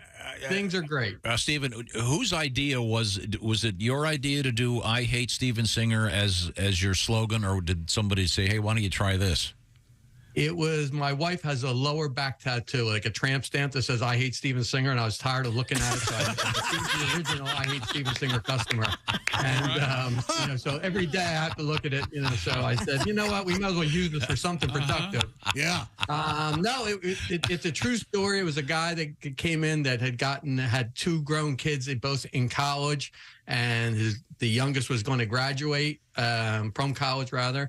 And he was all excited because, he was going to be able to take it easy. And he gave his wife a special gift. And they had a little fun time. And she got pregnant. And they have kids that are like 18 years apart. And now he had to do diapers and bottle feedings and all this type of thing. And he blamed me. He said it was because of the gift that I gave her, that I'm like a crack dealer. And now that he has another mouth to feed. So he said, I hate Steven Singer. And it was a true story. Wow. It's all from there. Wow. Then it became all the other jewelers hated me just because of our, lifetime guarantee and guaranteeing the, diamond's always worth what it's paid. And we even guarantee relationships if somebody breaks up. So they hated me because they wouldn't do those types of things. Now, obviously, in the jewelry business, there's a certain seasonality, and this certainly has to be. Is this the biggest time of year for jewelry, or is it the holiday season with which is Christmas? We sell the volume is about the same at Christmas and Valentine's Day. We sell more fashion jewelry, gift items at Christmas. We sell more engagement rings, and also lower priced items at Valentine's Day, like I love you gifts, like things that are under 100, under 200, under 300. I like the roses, for instance, but more people get engaged. Actually, Valentine's Day is the number one time of year to get engaged. But it's funny. I was listening to the show, to the last segment with Al Jackson, and I had given his daughter a gift, and he gave it to her. And I view myself, like people say, like, are you in the jewelry business? I always say, no, I'm in the love business because we celebrate love and special occasions, this type of stuff. But I really personally, secretly, I know we're not on the air now, so I'll tell you, I view myself as a crack dealer because I get women addicted.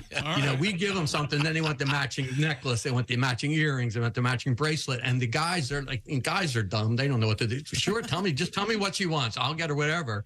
And, and that's the same thing with the roses. They get one and they think, oh, this is great. I got a rose. It lasts forever. Every year we have new colors. Then we build a bouquet. Before you know it, they bought 2 or 3 dozen roses, and they hate me because I'm like I said, they get addicted. They can't, and there's no way out of it. You got to just keep doing it. It's an endless thing. I'm married 37 years, and my wife expects new jewelry every year, but jewelry's too easy for me, so I have to find a pocketbook. I have to get something else in addition because she wants it to hurt a little bit. She doesn't want it to be too easy for me. You know what I mean? Right. So I have to go a little bit That's a nice extra. way of putting it. The ladies want it to hurt a little bit. Yes. Oh yes, Yeah. my wife can really hammer a nail, man. She knows what to do after all these years. And like I said to her the other day, I go, honey, you look good today. She goes, oh, are you implying I don't look good every other day? Oh, Jesus. It's There's like, no winning. it's like I wake up. Do I do anything right? You know, and according to her, she is the brains and the genius behind the business. And of course, I was in business for 8 or 10 years before she was even around. And I said, well, where were you again when we started this? Could you tell me? I just don't remember. But according to her, everything that goes right is her, and everything that goes wrong is me. So, but that's typical, I guess, right? Once again, we're speaking to Steven Singer, a jeweler from IHateStevenSinger.com. And you know what I forgot to do, Steven? Hang on just one second. I can't believe it. I got kind of surprised here. This is your official theme song. Ladies? Live, as it happens. Steven Singer, Singer.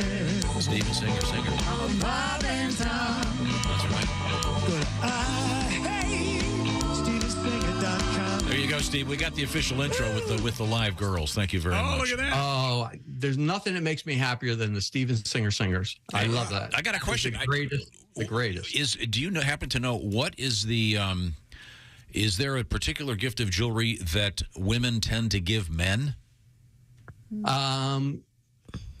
They give them mostly Beano is the number one gift. Women to give men, and that's Beano gift for you this year. Just get me something, right? That's mostly what they give. But no, the thing that women buy for men is bracelets. Are popular. Chains are popular, whether it's gold, silver, stainless steel, coal, different alternate metals, those types of things. And of course the wedding bands. Every time we have a lot of exotic metals in wedding bands. We have wood wedding bands, we have meteorite wedding bands, we have all these different things, and they especially like the dark metals and like the gun metals and black metals and things like that. When did that kick in? When did that start?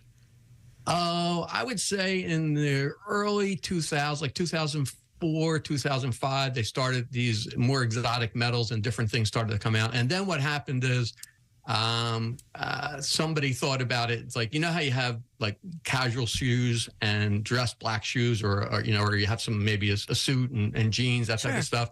So then people started getting double wedding bands. They would get like one 14-karat yellow gold or white gold or platinum wedding band, like a dress band. Mm-hmm. And then they would get one of these alternative metals that were very inexpensive, like under $100. And, they would wear that like every day, like to knock around, that type of thing. So they had like an everyday wedding band and a dress wedding band. So that's kind of how it started. And then they just kept finding and cultivating other new exotic metals and different types and inlays and making them two-tone and three. We have a lot of them that are, they look like tattoos. It looks like an arm tattoo that's like braided or, like some kind of cool look. And guys really dig that. They just love that type of. What do you wear? I wear I have 2 rings, actually, the same as I have my grandfather's ring. Wow. He was married in. My grandmother gave it to me. When my son gets married, I'm going to give it to him to get married in. And I have that, and I've been wearing that, and that's Olden, and the family has their old engraving in it. And I have this diamond band that my wife gave me for our 5th or 6th anniversary. Did she buy it at your store, or did she go somewhere else? No, she went somewhere else. She didn't want to get ripped off. She went for the competition. On that note, thank you. Steven Singer. Don't forget the periwinkle gold dip rose. I did not know what periwinkle went until I saw this. Were you aware that periwinkle was a color? Is this your choice? It's the perfect blend of violet and blue. And periwinkle, this color we are on pace I don't know if it's going to happen or not, but we are on pace to sell out by about the 5th or the 6th. Okay. And I'm hoping that, I want to make sure we have them for everybody. But the only thing I want to say, and you do it great in all of our spots and all your listeners and all the fans, is every guy does one dumb thing. They play chicken. They wait till 11:55 on the night before and go overnight. Order it now. Be done with it. You can watch the Super Bowl in peace. You'll have it done. You'll know that it's there. You don't have to think about it. The gift is 100% there. It's done. It's easy. It's fast. Order it now. Don't go to the last minute and play chicken like you're going to screw it up. And don't miss out free shipping. We have free shipping for the next 10 days.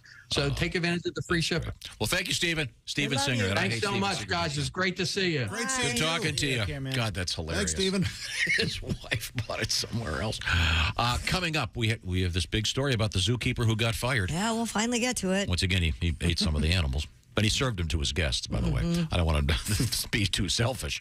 We'll find out about that. And also another stolen statue in the news. And good news, they found that radioactive capsule that was loose in Australia. Yeah. We'll find out who found it and where it is now. This is the Bob and Tom Show. For a complete copy of the Bob and Tom Show contest rules, go to bobandtom.com/contest-rules. Or just scroll down to the bottom of the page and see contest rules. This is the Bob and Tom Show.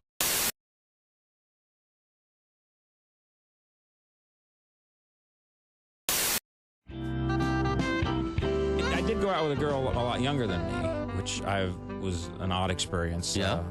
A lot younger, early 30s, very early 30s, 22. And Yeah. it was a mistake because I thought I'd be the older, well, for two reasons it was a mistake. One, I thought I'd be the older experienced man and I would teach her about love, so I'm very confident, I'm giving her hot talk in her ear. I don't know if you've ever done that where you're right next to someone's ear and you're kind of like... I'm paraphrasing. Of course, I understand. This is in the transcript. Hey, baby, you like that? Do you like what I'm doing, baby? Yeah, I like it. Oh, well, I bet you do. Yeah, well, I think you're hot. I think you're hot too. I'm getting turned on by the own girl and my own routine. I'm actually thinking, were you doing both voices then? Yeah, Bob and I are on the same page. I'm not sitting there. Yeah, you doing both voices while you're whispering in her ear? Yeah, it's like a ventriloquist. Yeah, you all right? It's just my sock puppet, honey. Just play along. Lonely time. I think you're hot too. Oh yeah, do you? Well, I'm gonna give it to you. I want you to give it to me, baby. Tell me about what you got down there. Uh-oh. What did you say? Tell me what you got down there. What do you want to know about it? Just tell me all about it. Well, I've had it my whole life. I keep it very clean. I'm fastidious about hygiene. Now tell me what it does. It works well with others. Team player, self-motivated. Now tell me how big it is. Well, that is an issue of perspective. You can't judge it. You got to go right now? Oh, come on. Hey, see you on Craigslist. Another smooch girl. Dwight Slade is our guest. That was a bad move.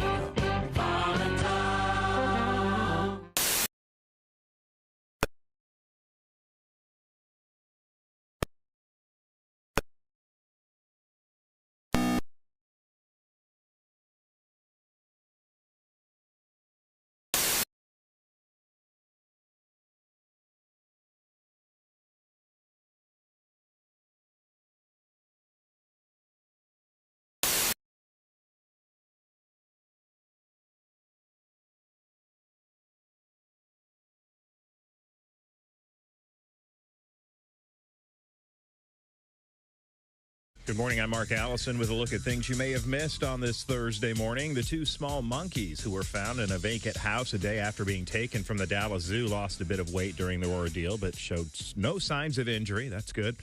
The zoo said Wednesday the two emperor tamarin monkeys named Bella and Finn started eating and drinking almost immediately after they were examined upon their return Tuesday.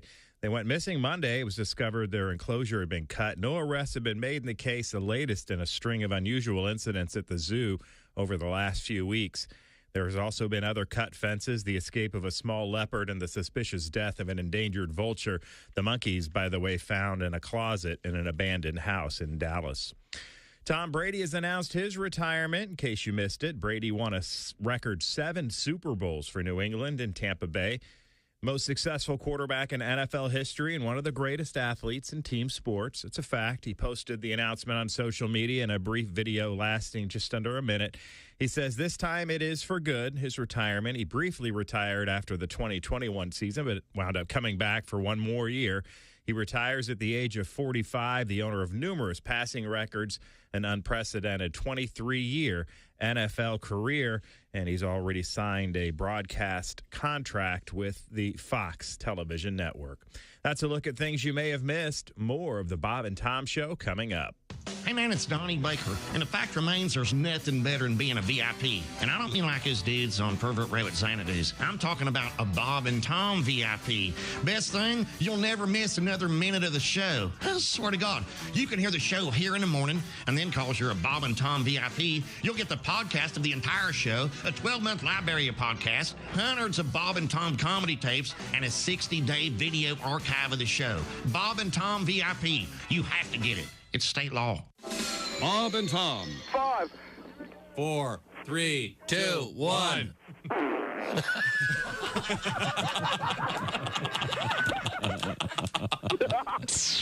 They put the F in professional. Kiwi Rogers is our guest. Kiwi, having just met you, I can just guess you're obviously an athlete of some sort. Yeah, I work out a little bit. They have the whole thing where you pump weights and all that stuff. Yeah. But you got to have that cardiovascular, man. Mm-hmm. I didn't have that cardiovascular. I was playing basketball the other day. They made me guard the worst dude on the other teams. It was a fat dude wearing thongs. Man. Standing on the court smoking a cigarette. You know I was in bad shape. And you couldn't keep up with him. I couldn't keep up with him. I got involved with that aerobics. Don't like aerobics, man. That's too much like sex. It is. Aerobics? Yeah, you sweat, muscles hurt, and then you got a woman up there telling you you're not doing it right.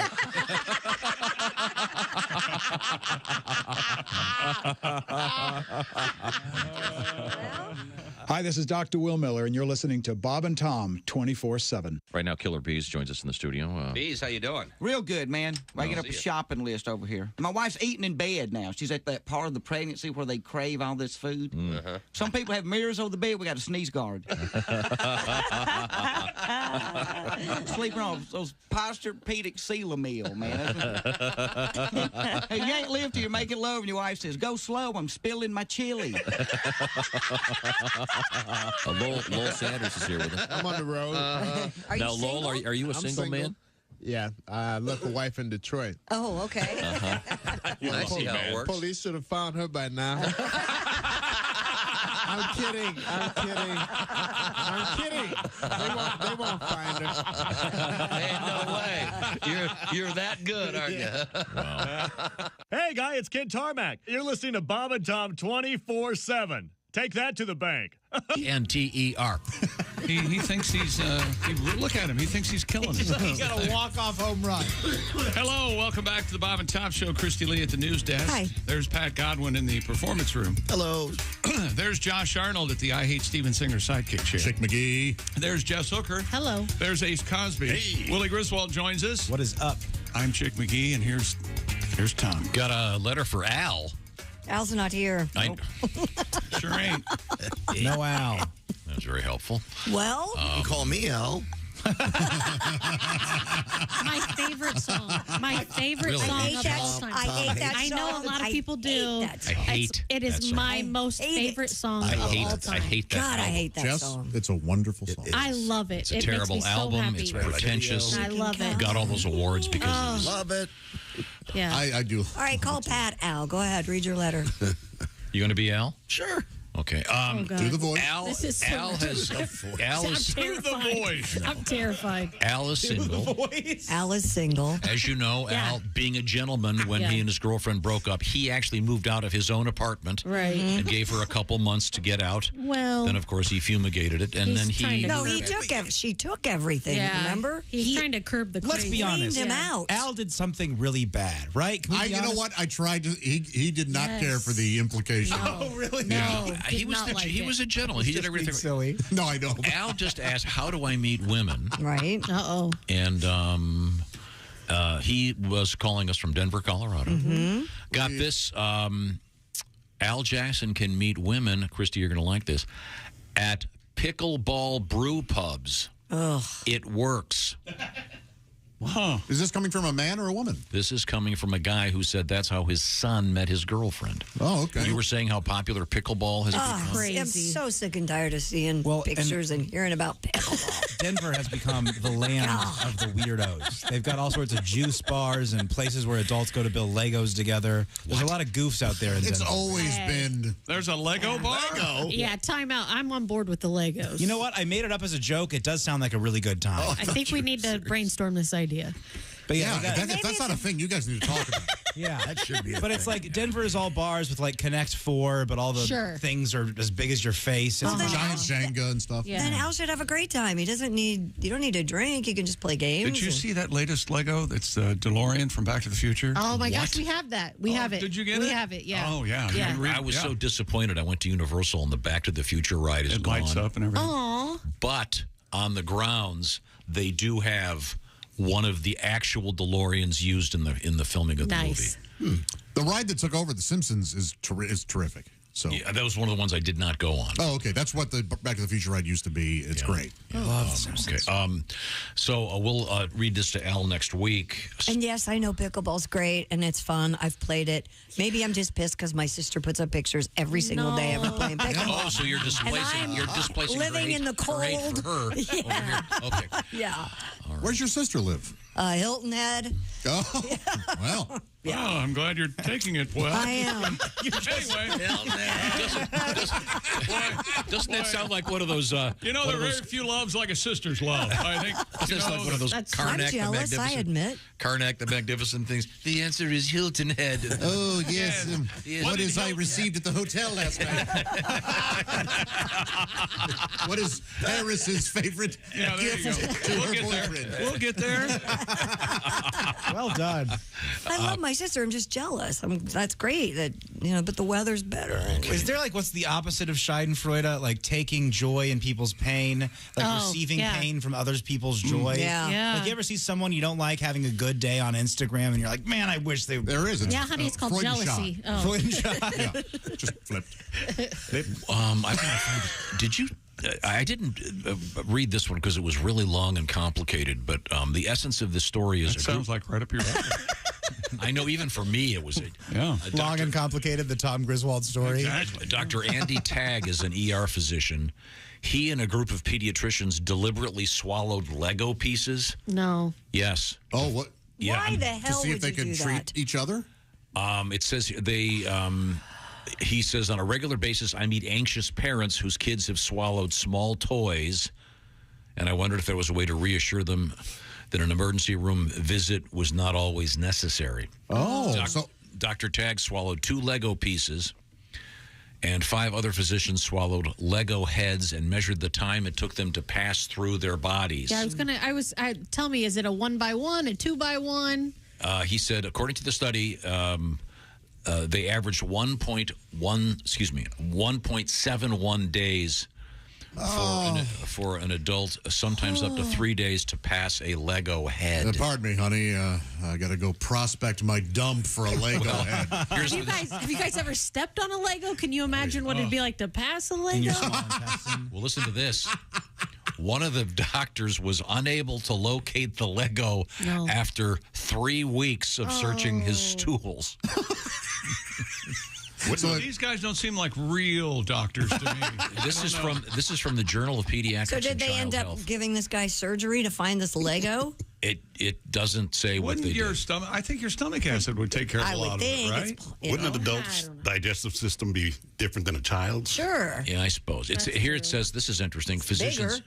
Yeah. Physicians sought to raise awareness for objects that can be harmful if swallowed, especially those button batteries. Oh, well, yeah. They can burn through an esophagus in a couple of hours. Good Lord. So don't leave those lying around. No. Yikes! In any event, it goes on and on and on about this. But, so we were talking about Lego bars. Okay, that might be a fun time. We had a Lego stuck up the nose with one of my kids. They had one way up there, a 1x1. I get that. Oh, yeah. Yeah. It wasn't. I mean, it was a while. We had to get in there and get it. We didn't take him to the emergency room, but yeah, it was frightening. By the way, these physicians are not without a sense of humor. They standardized certain aspects of the search. I'm not. This sounds like something I would make up. This is something that you just love. Go on. It's got to be something to do with poop. They called it the stool hardness and transit score. Oh my gosh. Or the SHAT. No way. Yes. Wow. Yes, they did. It's transit. Yeah, they were obviously. How long it takes? The speed? Like many of these acronyms, I think they went backwards to get what they wanted. Right. Yeah. You know, you hear those all the time, but they really force it to make it fit the word. Yeah. Boy. But in any event, it's an interesting study. So there we go. Now, I've heard of a brick, but this is ridiculous. Christy Lee is at the news desk. What have we missed? In Mexico, a zoo director killed 4 pygmy goats at the zoo and cooked them up for the zoo's Christmas party. Authorities report that, quote, this put the health of the people who ate them at risk because these animals were not fit for human consumption. Why not? Jose Ruben Nava was replaced as director of the local zoo in the city of Chilpachingo. Officials said an investigation also revealed. Okay, now, admittedly, does Chilpachingo sound like something great this week at Taco Bell? It sure does. It tastes like pygmy goat. With sour cream? You kidding me? Chilpachingo. Under Nava's orders, a zebra was traded for some tools. That's so funny. That's like the baseball player that got traded for the announcer. Yeah. I'll give you a zebra, you give me a ratchet set. Also, he's responsible for a deer and a Watusi cattle traded to private individuals without proper accounting. You ever seen a deer do the Watusi?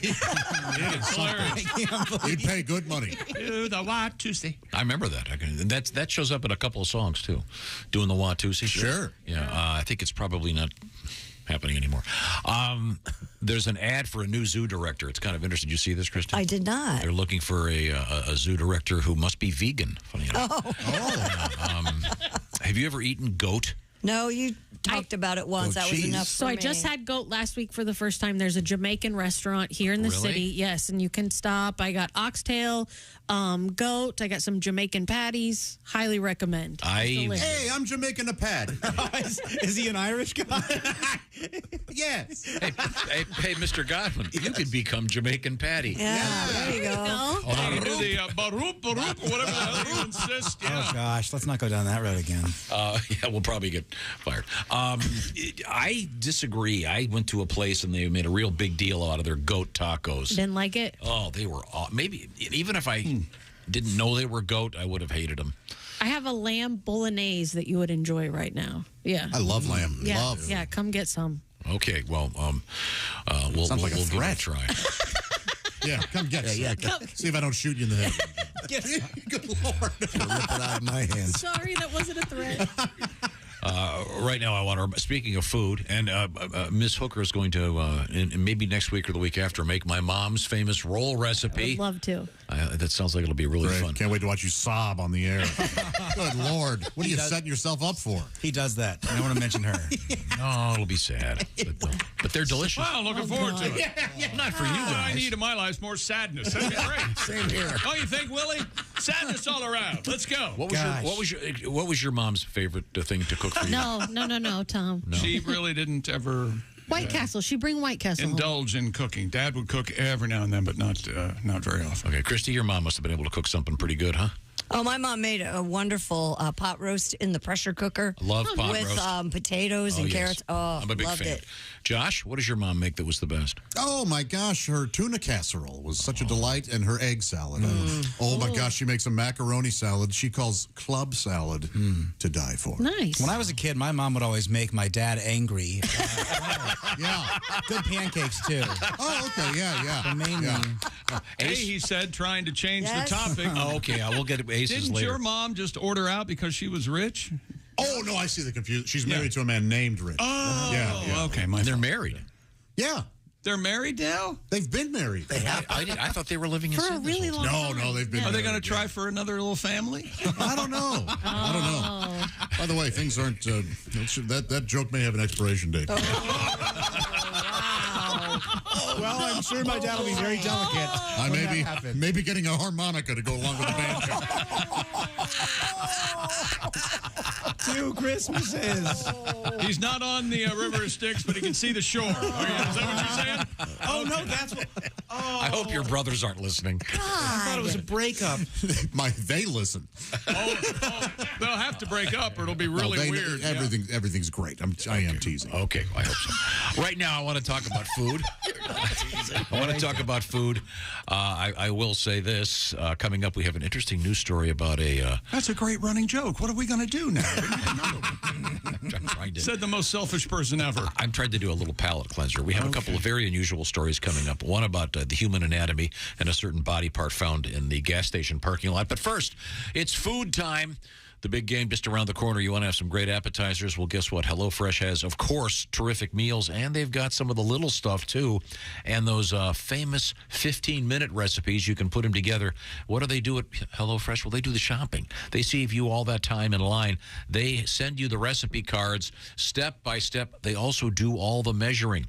And they've got little packets. Everything is all set up to make you a great chef, and it's fun and it's quick. You can eat well and save money because HelloFresh shops in bulk, and they send you the fresh food, and you put it together. Check out the fast and fresh recipes. For example, the Southwest Pork and Bean Burritos or the Falafel Power Bowls. Every week, 40 recipes to choose from, curated by expert chefs. What's another sample over there, Willie? Yeah, check out the saucy pork burrito bowls with cilantro rice, charred poblano, salsa fresca, and smoky crema. HelloFresh sends you 9 ingredients. Put those together in 6 easy steps. In a half hour, you have this delicious burrito bowl that you made at home with help from HelloFresh. There's a new code. It's pretty simple. It's BT Show 65. Like Bob Tom Show 65. Why the 65? 65% off. That's why 65% off plus free shipping. That's HelloFresh.com/BT Show 65. BT Show 65 is the code. And once again, it's HelloFresh.com/BT Show 65. Always the kind of food that you're into, no matter what your food lifestyle might be. That includes vegan. It includes low carb or low cal or just good old fashioned wholesome, family-friendly food. Get the details. HelloFresh.com/BT Show 65. Coming up, what did I just find in the parking lot? What'd you find? It's a human thing. This is the Bob and Tom Show. Hi, man, this is Donnie Baker. You're listening to Bob and Tom 24/7. Hey, treat yourself now at bobandtomstore.com. Bob and Tom hoodies, hooded zips, collared work shirts, that Bob and Tom Show hat, adjustable, fits any size head, clothing, small up to 5XL. If we don't have your size, check back. Always restocking. Where? bobandtomstore.com. You don't have to leave your house. You don't even have to get up off the couch. All you have to do is open up your website through your computer, perhaps through your mobile phone, whatever. You get online. Next thing you know, bobandtomstore.com. You're clicking around, you're shopping, you're having fun. It brings you joy. And we bring you Bob and Tom Show merchandise right to your door. You don't even have to leave your house. bobandtomstore.com. Check it out today. Hi, everybody. Christy Lee with your Bob and Tom News Update. President Joe Biden is taking swipes at airlines and hotels over some of the fees that they charge consumers. The president is also going after ticket sellers and internet and cable companies. Yesterday, Biden called on Congress to pass legislation to limit what he called junk fees. He says they add up, especially for low-income Americans. He mentioned fees that airlines charge for seat assignments and so-called resort fees that some hotels add to your bill. It's Groundhog Day, and people are waiting to learn whether that furry little creature in Puxatawney, Pennsylvania, will predict an early spring or 6 more weeks of winter. Folks are gathering at Gobbler's Knob as members of the Puxatawney Phil's Inner Circle summon him from his tree stump at dawn to learn if he sees his shadow. And those 2 small monkeys who were found in a vacant house a day after being taken from the Dallas Zoo lost a bit of weight during their ordeal, but show no signs of injury. The zoo announced yesterday that the 2 emperor tamarin monkeys named Bella and Finn started eating and drinking almost immediately after they were examined upon their return on Tuesday. You'll recall they'd gone missing Monday when it was discovered their enclosure had been cut. No arrests have been made yet in the case. And that's your news. I'm Christy Lee. More of the Bob and Tom Show on the way. Things you hear on the Bob and Tom Show. And I'm not stupid. I know there's more to life than just sex. It's just none of those other things feel as good as sex. I mean, I love cookies. Oh, yeah. But if I do not have access to cookies, I will not rent a movie and watch 2 other people eat cookies. Perfect strangers. Eating cookies. No. Nothing. No. How do you not think about sex? Everything on TV, sex, all the commercials, very beautiful women in all the commercials now. Doesn't even matter what the product is. It's just very sexual. Mm-hmm. And then you finally have sex, and it's kind of disappointing. Mm-hmm. Where's my Sprite, my new car? That's why I think women should have shelves next to their bed filled with prizes, depending on how well you did. You know what I mean? That's a good idea. Like they do at the carnival. Sure. They great. have something to shoot for, Are you going to take anything on that? Right. I'm going to go for the Van Halen mirror tonight. Ladies and gentlemen, Bob and Tom. Tom, I suggested that I would be willing to sell my boxers for money. Yeah. Mm-hmm. Well, this person, I think it's Bob, says, yes, I'd like to buy some of Josh's boxers. I plan on going camping this summer. I need a new tent. Paul writes in, I'm in. Need a new sail for my sailboat. Probably a spinnaker, probably. Dustin writes in, when we talk about Christie's panties, people think about, to quote Bob, making sun tea. Yeah. When we buy Josh's, are we going to make beef stew? Bob and Tom in the morning and highlights all day long. The Bob and Tom Show, weekday mornings at 6 a.m. Eastern on Bob and Tom 24/7. Hello, this is comedian John Evans, and you're listening to Bob and Tom 24/7. Do you remember the dramatic rescue of baby Jessica when she fell down the well? Remember she was 18 months old? Yeah. Believe it or not, baby Jessica is a baby no longer. She was married over the weekend. No kidding. She is now 19 years old, and she apparently tied the knot Saturday at a rural church outside Midland, Texas. She's 19. Her husband, 32-year-old Daniel Morales. I bet they're on City Walk.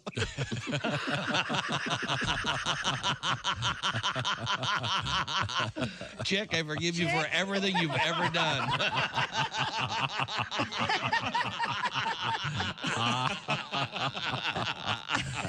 Bravo, Chick McGee. Yeah, thank you. Thank you very much. Okay, only another 12 years. Till the next one. Thank you. Thank you very much. Baby Jessica. Morning laughter just might be the best medicine. If you want to turn your daddy parts orange, eat some Cheetos and watch some porn. Bob and Tom 24/7. Comedian Jeff Brown has joined us in the studio. Jeff is a resident once again of the great city of Chicago. Us in the Midwest. Yeah. We know what true cold is. I was so tired of LA. They're so vapid and shallow. Oh, Jesus, 56. Close the window. True cold is when your dog would rather take a kick in the ribs for taking a dump in the living room than going outside. That's when it's cold. Yeah. My coldest day ever was in Chicago. It was with a wind chill 64 below zero. Oh, yeah. And I'm so glad they thought of the whole wind chill thing. Yeah. It was cold. It was damn cold. Oh, yeah. There's certain problems. I pooped on the rug. Really? Yeah. Oh, yeah. No, that really brings it home for me. Essential morning radio. All day and all night. Really? No, seriously. Really? Bob and Tom. Hey, welcome back to the Bob and Tom Show. Christy Lee at the news desk. Hello, Chick. Hey, there's Josh Arnold. He's at the I Hate Steven Singer sidekick chair. There's Pat Godwin. Hey, Chick. He's in the performance room. There's Ace Cosby. Howdy. Willie Griswold's here. I'm Chick McGee, and here's Tom Griswold. Oh, I'm sorry. I'm over here writing. Why? What are you working on over there? manifesto? Memoirs? I'm trying to invent a pasta. Signing checks. Invent a pasta. Yeah. Oh, God. Pat wants to know if you're signing checks over there. Funny. You know something? Probably. Yeah, I was thinking. Jess Hooker is our chef, and Jess is. She making the food. Yeah, she's kind of an expert on the world of pasta, and I was thinking maybe of creating my own pasta. Really? Over here running some names on paper. Okay. You know, I've heard some goals in my life. This is really. I mean, you have guests over. Oh, we're having something else. Tomaletti or Tomzania or Tomarello. Griswoldio. Tomalina. Does that sound too feminine? Cascatami. Tomichi. Oh, that's an interesting. Go the other way. Have the Tom at the end. Well, Fettuccine Tomfredo. That's exactly. Oh, I like that. That's very nice. That would be more of a recipe, though. I'm talking about the pie. I want to have just the pasta. Just the pasta, Yes, like capitelli or mustacholi or something like that. Yeah, I don't want one with mustache hair in it. I want one named after me. Wouldn't you want one that looks like your face? Oh, Ace. That's what we're getting for Christmas. Next Christmas. No. Pasta shaped like me. Boy, I can really wait for that one. Can't wait to poop you out. Instead of SpaghettiOs, we get Tommyos. Gosh, I would hate to receive a phone call from you 15 minutes after the show today. My goodness, do I not want to get that. Hey, can you make a pasta with my face on it for the gang next Christmas? You laugh. Or Amy. Amy or Jess. We're going to start working on that. Thank you very much. You'll forget by Christmas until you open it up. What a great idea. Christy Lee is at the Bob and Tom News Desk. Have we missed anything? Yeah, we've missed the shocked customer at an Alabama gas station who found a human penis in the parking lot. I don't understand. It's not a good story. Oh. Well, obviously it's not a good story if there's a lone penis laying in a parking lot. Usually you just find the condom. The dismembered member was found shortly after 6 a.m. Monday at a gas station on I-10. The Mobile Police Department says that the shocking discovery is not being investigated as an assault or a murder. Apparently, this penis was tied probably to the deadly crash of a motorcyclist that same morning. Oh no. Wow. And wearing a helmet wouldn't help that. That's grim. Isn't that awful? How hard do you have to hit? Why are we talking about it? There's a chance it was like skidded off. You know what I mean? Mm-hmm. Wow. I mean, even the gas pumps say put the hose back when you're done. But really, that is just awful. That is terrible. You're just at the gas station having a nice day, watching Mario Lopez as you fill up, and yep. Yeah. Thing you know, laying there on the ground. Crash, penis. Oh, Isn't that brutal? yeah. I'm surprised anybody recognized it. Well, I think you'd know. No, I mean, I think you'd think it was. Yeah. Because you're not contextually thinking of body parts lying in the parking lot. Right. Honey, what is that crow pecking at? Well, it's a good segue. We can go from crows to pigeons because we do have pigeons in the news. Yeah. Hold Very on, good. yeah, you're in good voice today. I got to find the pigeon story. Wasn't where I was going. Let's see. Here we go. This is just as sad. An animal welfare organization says a pink pigeon that was all found these in New animals York on City. welfare, a lot of them abusing the system. It's just, welfare pigeons. Get a job. Carrier pigeons. This pink pigeon apparently part of a gender reveal party. Oh. CBS News reports the brightly colored bird drew attention after it was discovered in Manhattan's Madison Square Park. The Wild Bird Fund said the domestic king pigeon was deliberately dyed pink and released, possibly as part of a gender reveal. The organization is now caring for the pigeon, which it says showed signs of long-term malnutrition. Oh. It reminded people never dye domestic birds or release them into the wild for any occasion. Yeah, what are you doing? Be it a They have wedding, to- funeral, or gender reveal because they cannot survive in the wild. They have to remind people not to spray paint birds. Apparently. Doesn't that sound like a sex move, though? The old spray painted bird or the pink old, pigeon? I gave her the old pink pigeon. She's not going to walk right for a week. Sure Seems to be a theme. It's sad. It's always not. Yeah, Is that what you said, Pat? Billy Bob Thornton. Never mind. It's Pink pigeon. NASA scientists are showing up their new fake moon landscape. We knew it. Chick's been saying it for years. I know. Fake. This moon surface mimics the real thing in every detail. The space agency adds that this updated lab model with ultra-realistic lighting and terrain simulates lunar conditions. Thank you, Stanley. Scientists now have 2 major types of lunar surfaces at their disposal. Stanley Kubrick. To help train future robots, rovers, and astronauts traveling to the real moon's polar regions. Who's a good rover? You're a good Mars rover. I'm surprised they did because I'm surprised they admitted to this. Yeah, because this is just going to get. This is the new. I guess there's a couple of these the giant warehouses that have a fake moon surface on them so they can practice. But sure. Now by talking about it, they're gonna all the conspiracy theorists are gonna come out of the woodwork. See, we told you. Some conspiracies are true, aren't they? Yeah, that's where they come from. Mm-hmm. Okay. The truth. I knew you'd love it. People used to think females can have orgasms. Now we know. Courtesy of NASA. Oddly enough. Impossible. Alan Shepard sampled 10,000 women, and I understand that the book We 7 about the astronauts. In Mr. Shepard's case, should have been called We 9. Oh, really? Congratulations, Mr. Shepard. Very impressive. You know, we were talking about that zoo earlier. The man eating the ate animals. the goat? Yeah, boy, goat in a zoo? Is that Pygmy goats? Doesn't sound like they're a- cute though. Yeah, but that's like a petting zoo thing. It doesn't sound like the worst zoo I've ever been to. What's the worst zoo? Terrible zoo. Only had one animal, and it was a stinking dog. Oh, boy. What a Shih Tzu. The dog was a Shih Tzu. Very good. I was buying it. It took a little while. I was I flubbed it a little bit. I thought he was doing one of his serious things. It was a like he Shih did Tzu, earlier about the impending death of his stepfather. And then, oh, that wasn't funny, was it? Okay, sir. 2 monkeys, Bella and Finn, taken from the Dallas Zoo, have been found. Dallas police located the 2 emperor tamarin monkeys after getting a tip they could be in an abandoned home in Lancaster. The animals were returned to the zoo for veterinary evaluation. They were apparently uninjured and immediately began eating and drinking, which is good. No arrests, though, have been made. See where they found him? No, where? In a Oh, it was closet? terrible. They were in a closet. Yeah. There were banana peels everywhere. Yeah. Spoons. There were burn marks.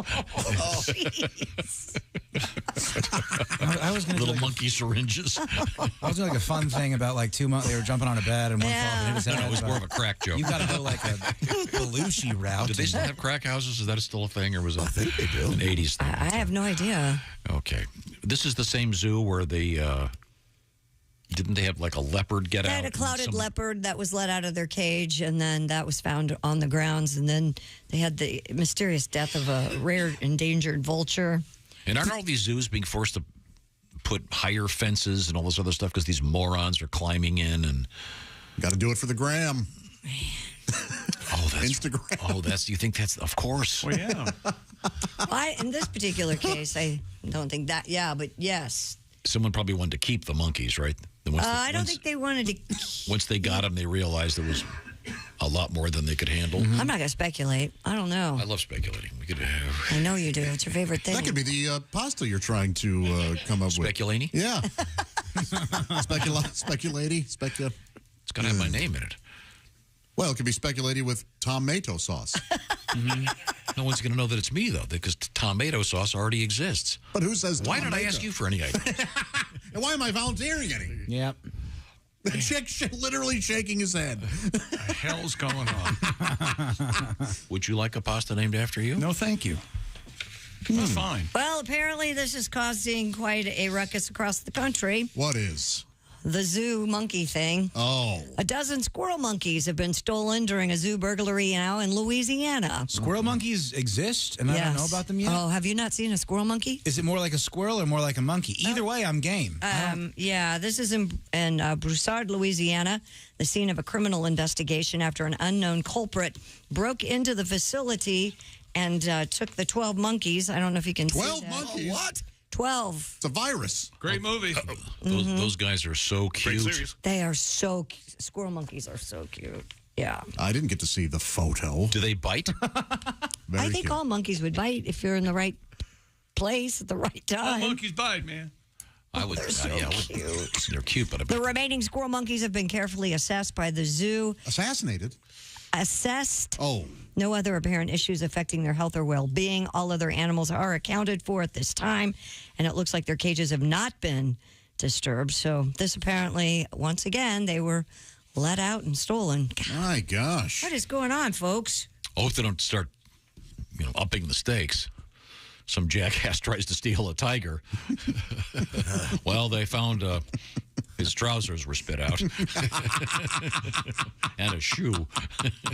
Squirrel monkeys are known for their expressive faces and inquisitive personalities. You know who we need? What are you doing, huh? What are you up to? What are you working on over there? We need, what's his name? Ace Ventura. Yeah, pet detective. Is who we need. Sure. Patty G, we haven't heard a lot from you today, Pat. You want to hear about the zoo? Yes. I absolutely. It's all happening at the zoo.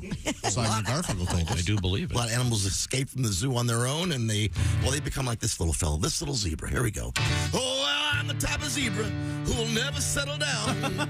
I broke out of the zoo and I roam around the town. I like to eat some bark, an apple if it's ripe.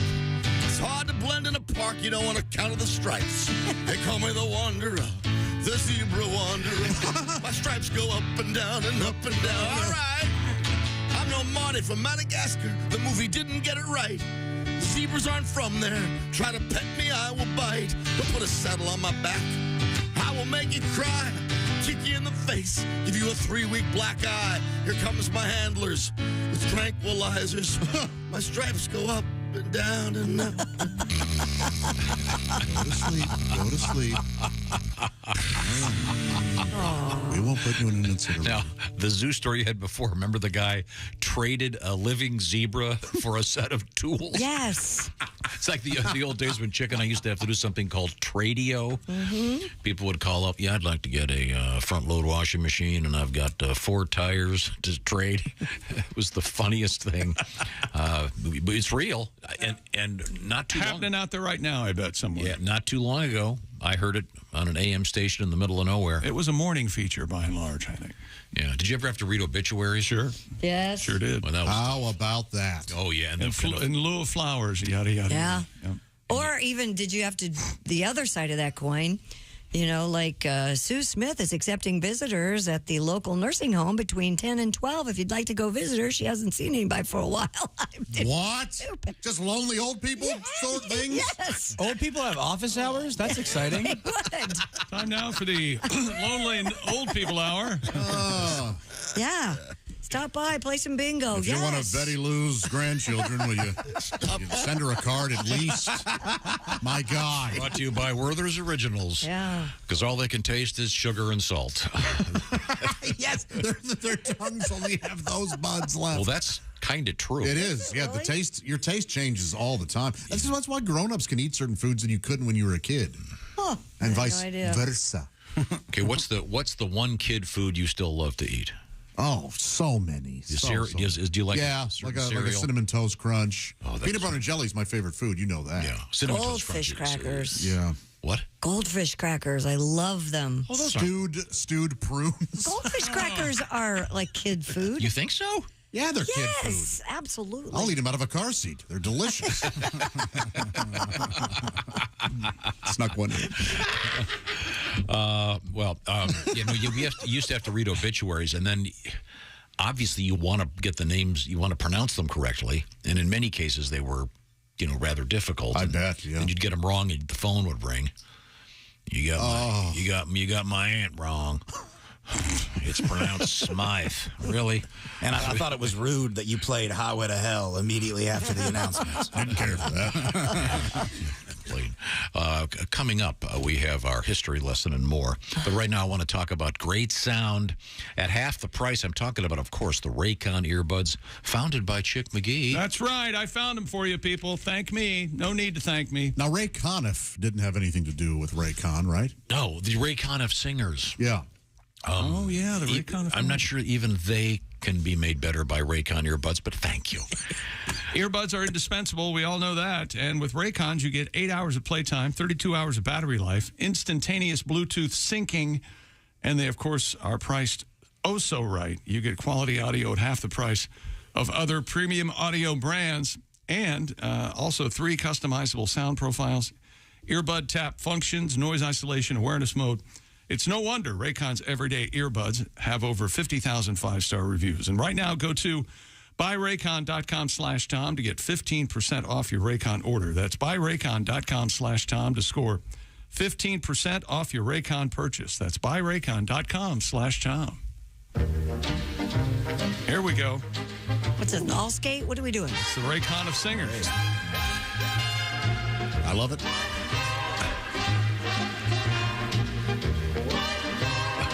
Long intro. Sounds like they're saying White Claw. It did. Ray was big on the intro. Set up. Yeah. You recognize the song yet? There you go. The Way You Look Tonight. Yeah, The Way You Look Tonight.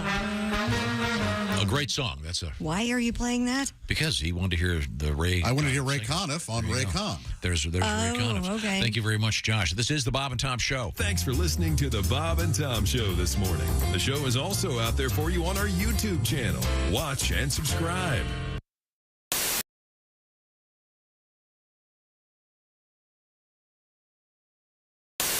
Rodney has his guitar out. That's a great sounding guitar. Do you have another tune for us? Sure. That you'd like to play? I'd love to hear something. Let's see. What do you... You want to do one of the classics? Do you want to do something? There she goes. Bitching again.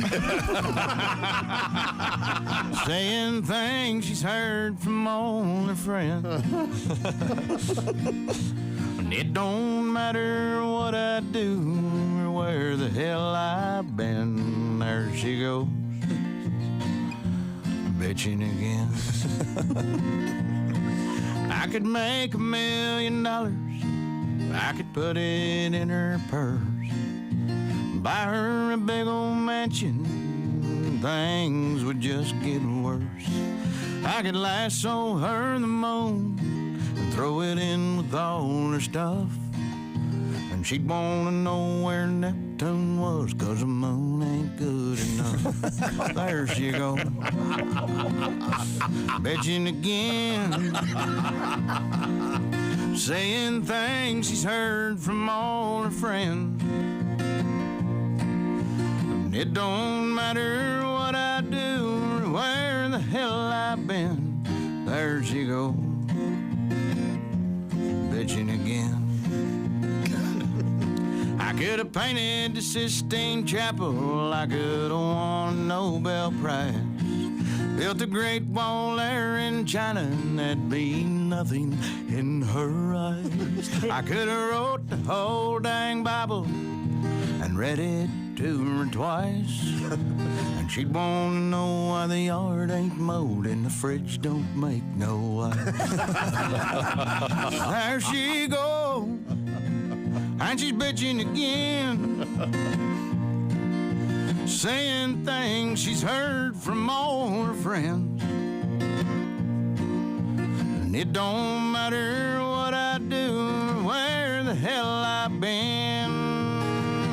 Oh, here she comes and there she goes, bitching again. Boys, I know you couldn't laugh at that because she's sitting right there next to you. And she's bitching again. That's great. Rodney Carrington.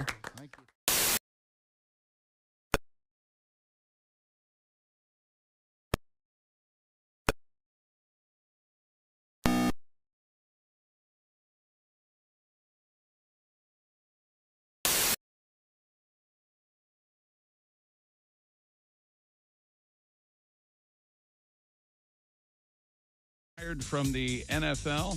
He won a record 7 Super Bowls for New England and Tampa Bay. He's the most successful quarterback ever in NFL history and one of the greatest athletes in team sports. He says this time it is for good. He briefly retired after the 2021 season, but wound up coming back for one more year. He retires at the age of 45, the owner of numerous passing records, an unprecedented 23-year NFL career. NBA winners last night: Philly, Portland, Boston, Sacramento, Houston, Utah, and Atlanta. Minnesota wins in overtime, beating Golden State. Top 25 college basketball: number 1 Purdue beat Penn State. Number 14 Marquette. Number 16 Xavier. Number 25 Auburn all win. And Florida upset number 2 Tennessee. And in the NHL, just 2 games. In regulation, Carolina beat Buffalo and Boston over Toronto. I'm Chick McGee, and that's your Bob and Tom Sports Update. Hey, Shooter, it's Kenny Tarmac. Hey, we just landed. I'm an ORD, just got in from TPA through ATL. And hey, guess what else just landed? The Bob and Tom app. I know. Now, thanks to the Bob and Tom app, even if I have to go all the way from Foxtrot 20 down to Alpha 4, I can still listen live, see their videos, find an affiliate station, use the alarm, and even send a message. This is Kenny Tarmac signing off and reminding you, everything I touch turns to sold. Bob and Tom, 24/7. Oh, yeah. Yeah. You just ruined it. Matt Weinhold is our guest, and wow. I still love Star Trek. Do you guys keep up with any of that stuff? I'm not a Star Trek Trekkie and Babylon fan, 5 and all that. I love all that stuff. Pretty much anything that will not get me laid, I'm into. But I actually have had sex, which sort of makes me like the Fonzie of the Star Trek convention. You know, these conventions. Oh, man, it's Matt. He's been with a girl. Right. Right. I actually bring a girl into these things. Say, where'd you meet her? On the internet? No. I met her at a bar. Whoa! We're not worthy. Oh, that's great. Things are so complicated. Remember the good old days when all you needed for romance was a van and some chloroform? Sure. Yes! What happened to those days? This is Bob and Tom 24/7. 24/7. 24/7. 24/7. I travel a lot. It tends to mitigate. And also, it comes out more when I'm drinking. And since this is a morning show, that was tough. Okay. I think I'll get my own cologne. I will. It'll be a smell maybe of bourbon, sweat, and marijuana. Just to cover up the smell of bourbon, sweat, and marijuana. I want to be fresh and smell good. It smells too much like bourbon, sweat, and marijuana. Hope, the pleasant fragrance. Yes. Brought to you by Dude. Relax all. If you want to drink, we have a sales department here. Do we ever? There's plenty of alcohol down I the love hall. drinking. I get sick and tired of being bossed around by bourbon every night. These voices in my head. Punch that guy. Have sex with that girl. Eat that burger. Pee here. Turn left. Figure it out myself. Let's talk to our guest, Tom Foss. Now, do you have any animals? I got 2 horses, about 15 chickens, dogs, cats. So you are in the country, yeah? Yeah, gravel road, one-way gravel road. Really? Do you eat the chickens? No, the eggs. Ah. My wife said she'd never kill one of the chickens. Really? But she doesn't have any problem scrambling up the kids. That's sweet. Bob and Tom, you can pick your morning radio show, and you can pick your nose. Hey, welcome back to the Bob and Tom Show. Christy Lee at the news desk. Hi. There's Pat Godwin in the performance room. Hello. There's Josh Arnold at the I Hate Steven Singer sidekick chair. Chick, that's a heck of a coat and scarf combo you got Thank you. there. Thank Looks you real very good. much. There's Ace Cosby. He's ready. I'm very much warmer than I was. I bet. There's Willie Griswold. Hey, man. I'm Chick McGee, and here's Tom Griswold. I'm working on some stuff. Oh, you're working a on? busy man. Busy. The pasta. That's my personal pasta. Yeah. Someone suggested rigatoni. Well, not bad. Yeah. Not bad. Yeah. The pasta in the shape of Yeah. my face. I'm working on it since. Okay. All right. And then what else were we talking about today? Many things. Yeah. I know. We were talking about the Ace Cosby joke of the day and the possibility of a double dose from Ace Cosby. And I think, ladies and gentlemen, it may be that time. Who's that sexy man with a deep voice? Ace Cosby, here he is with his joke of the day. What animal takes up the most land? What? A groundhog. Of course he does.